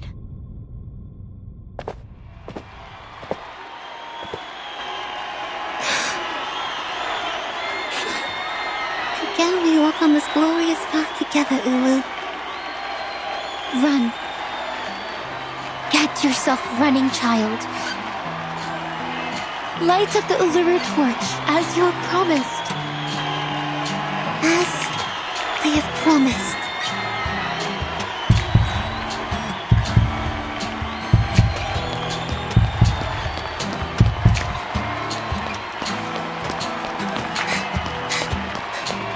I am running, even though the day I last ran here was 1,000 years ago. It feels just like yesterday to me. I ran across the long track, stepping on the burning red soil. I am sweating, like a sparkling star. I am going to the top of the stadium to light up the torch. Ula, Ula! Have I grown up as you wish? Am I new and different now?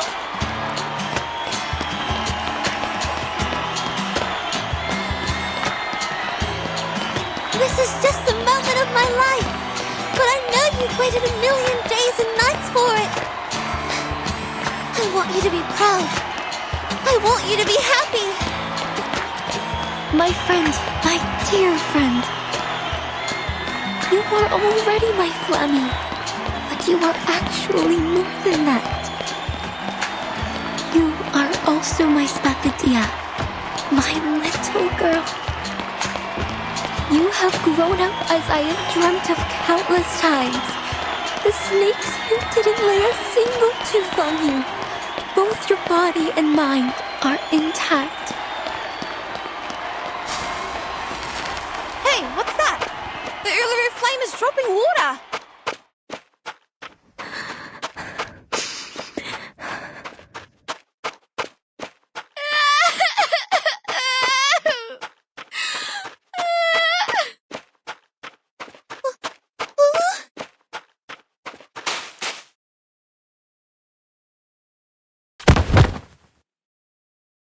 Flame! The Uluru flame, it's...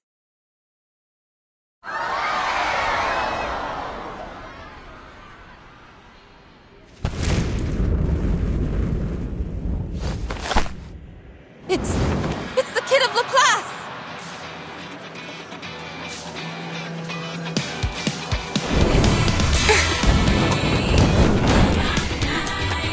We are here together, time is now or never. In unity we find a way. Now go together, screaming on the sidelines. Flame! The Uluru flame, it's lit up again!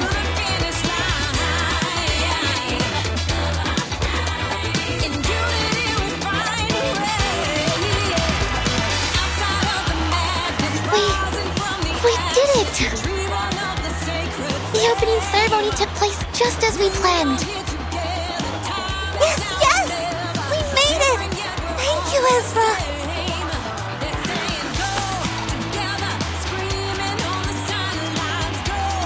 The flame is burning in your hand. You share the same thought, don't you?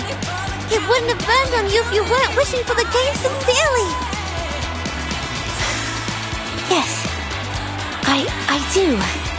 I want it to be a successful event. It's important to you, and so to us now.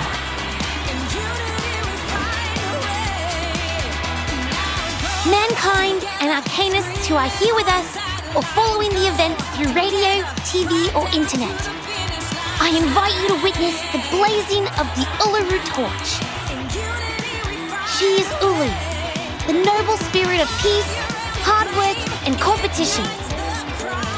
In the past thousands of years, the holy fire has been to the highest mountain and touched the rocks in the deepest sea, taking the peace and all other noble qualities to every corner of this world. It was also brought out of this world into space by rockets and traveled among the stars. From ships to spaceships, from one hand to another, it has journeyed far.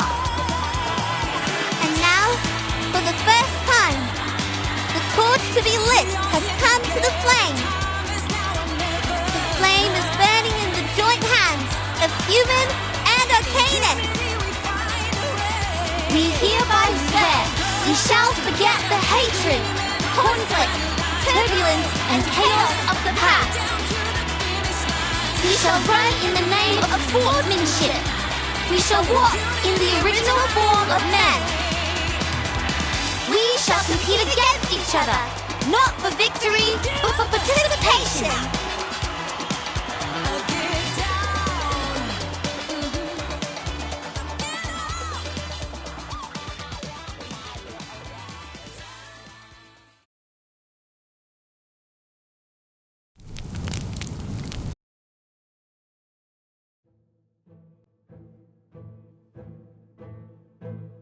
So, did Miss Desert Flannel go to the hospital to visit Mr. Makua? Yeah, she bought all the magazines with that photo and brought them to... Oh, wait. I guess you don't know the story between Desert Flannel and Makua. No idea. I was in my room pondering what happened that day.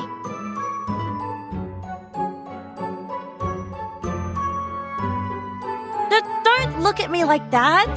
I've told you I'll never repeat that story again. Okay.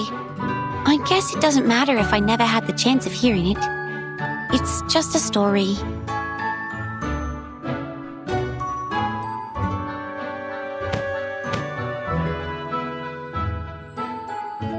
Fine, I will. I will tell it to you. Come over here, kid. You were so kind.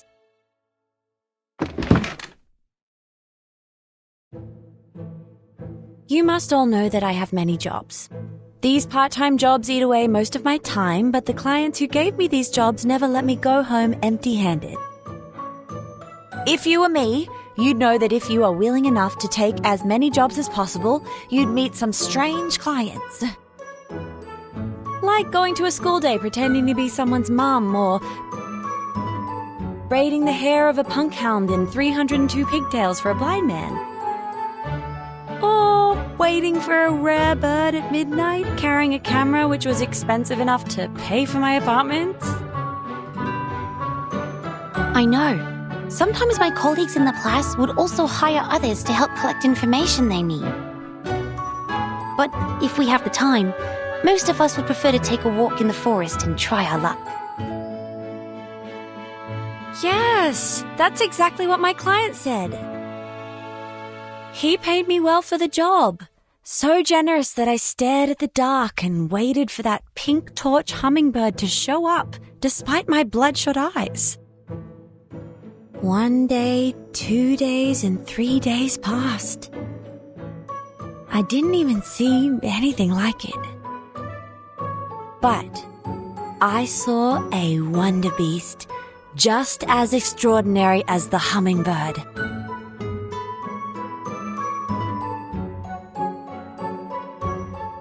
A pink glittering platypus. Pink glittering platypus? It's pink and it's glittering. And who knows whether pink torch hummingbird is a strange nickname for that platypus. Of course I have to take a picture of it. But you know, a bird lover won't need a picture of a platypus. So I sold it to Kidding Fun, a children's magazine. What happened next should be very evident to you, if you read enough bad novels. Is that... Yes, that's right. That platypus was Makua, who took the transformation potion. Ah, but why would he do that? Perhaps he was looking for some fun, or maybe it was an accident. Anyway, according to him, someone pulled out a prank on him, and it was definitely not his own choosing. He quit his job the moment that picture was published. He left his friends and family and became a revenger, striving to put me into a miserable situation just like what he has gone through. So this time, after I made this fortune, I bought the apartment and every copy of that issue of the magazine. Were you planning to sell them all to Mr. Makua? No, of course not. Who do you think I am? I picked him up at the hospital, took him somewhere quiet, and burnt all the magazines in front of him. He was, oh my gosh, crying so loud. That was pleasant to hear.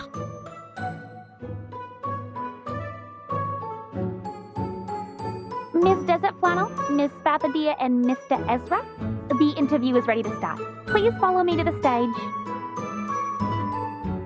Ah, yes. In a minute.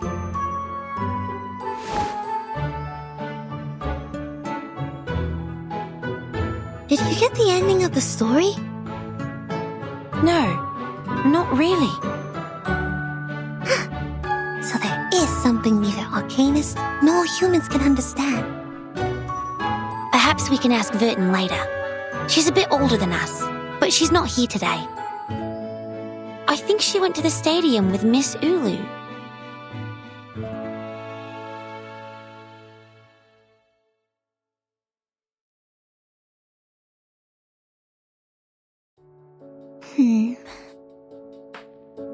The gold-swallowing crowd, the apocalyptic hedonism, and the adventure on the island of numbers.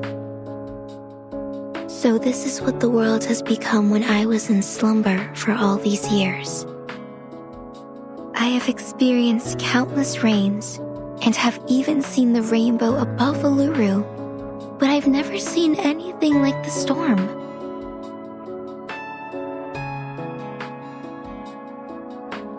I can't believe it just changed everything so easily. But the Uluru Stadium is still here. I know there are spots with mysterious power in this world. They can provide a slim chance of survival in the storm. And the stadium is exactly one of them. Such a place will be desired by different forces one day. It's just a matter of time. Like the Manus Vindictae you talked about. To them, the Uluru Stadium is like a piece of meat to a hungry wolf. That's right. The Foundation has already launched the Uluru Guarding Project. It will be a long-term mission and involves a heavy workload, and the Australia branch doesn't have enough manpower for it. Fortunately, a lot of people went to the visitor window of the branch. They are worried about the stadium? Yes, a lot. They volunteered to station here to protect it, even at the cost of their own time and effort. They have built the Uluru Guardians, which consist of 31 Arcanists and 29 humans. There are doctors, writers, taxi drivers, newsstand owners, and so on. And they are all among the audience of the games. You made it, child. This is indeed a brand new beginning.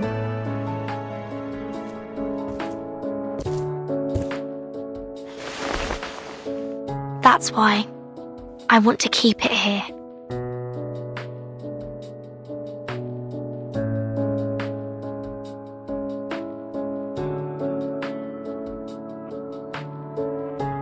We shall run in the name of sportsmanship. We shall walk in the original form of men. We shall compete against each other, not for victory, but for participation. By both human and arcanist.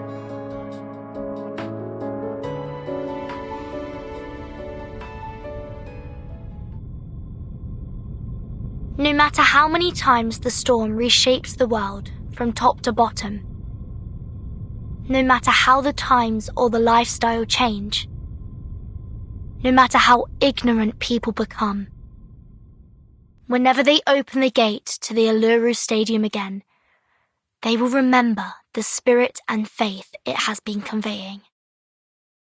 Things will change in the unstoppable river of time, yet the Uluru Stadium shall remain forever.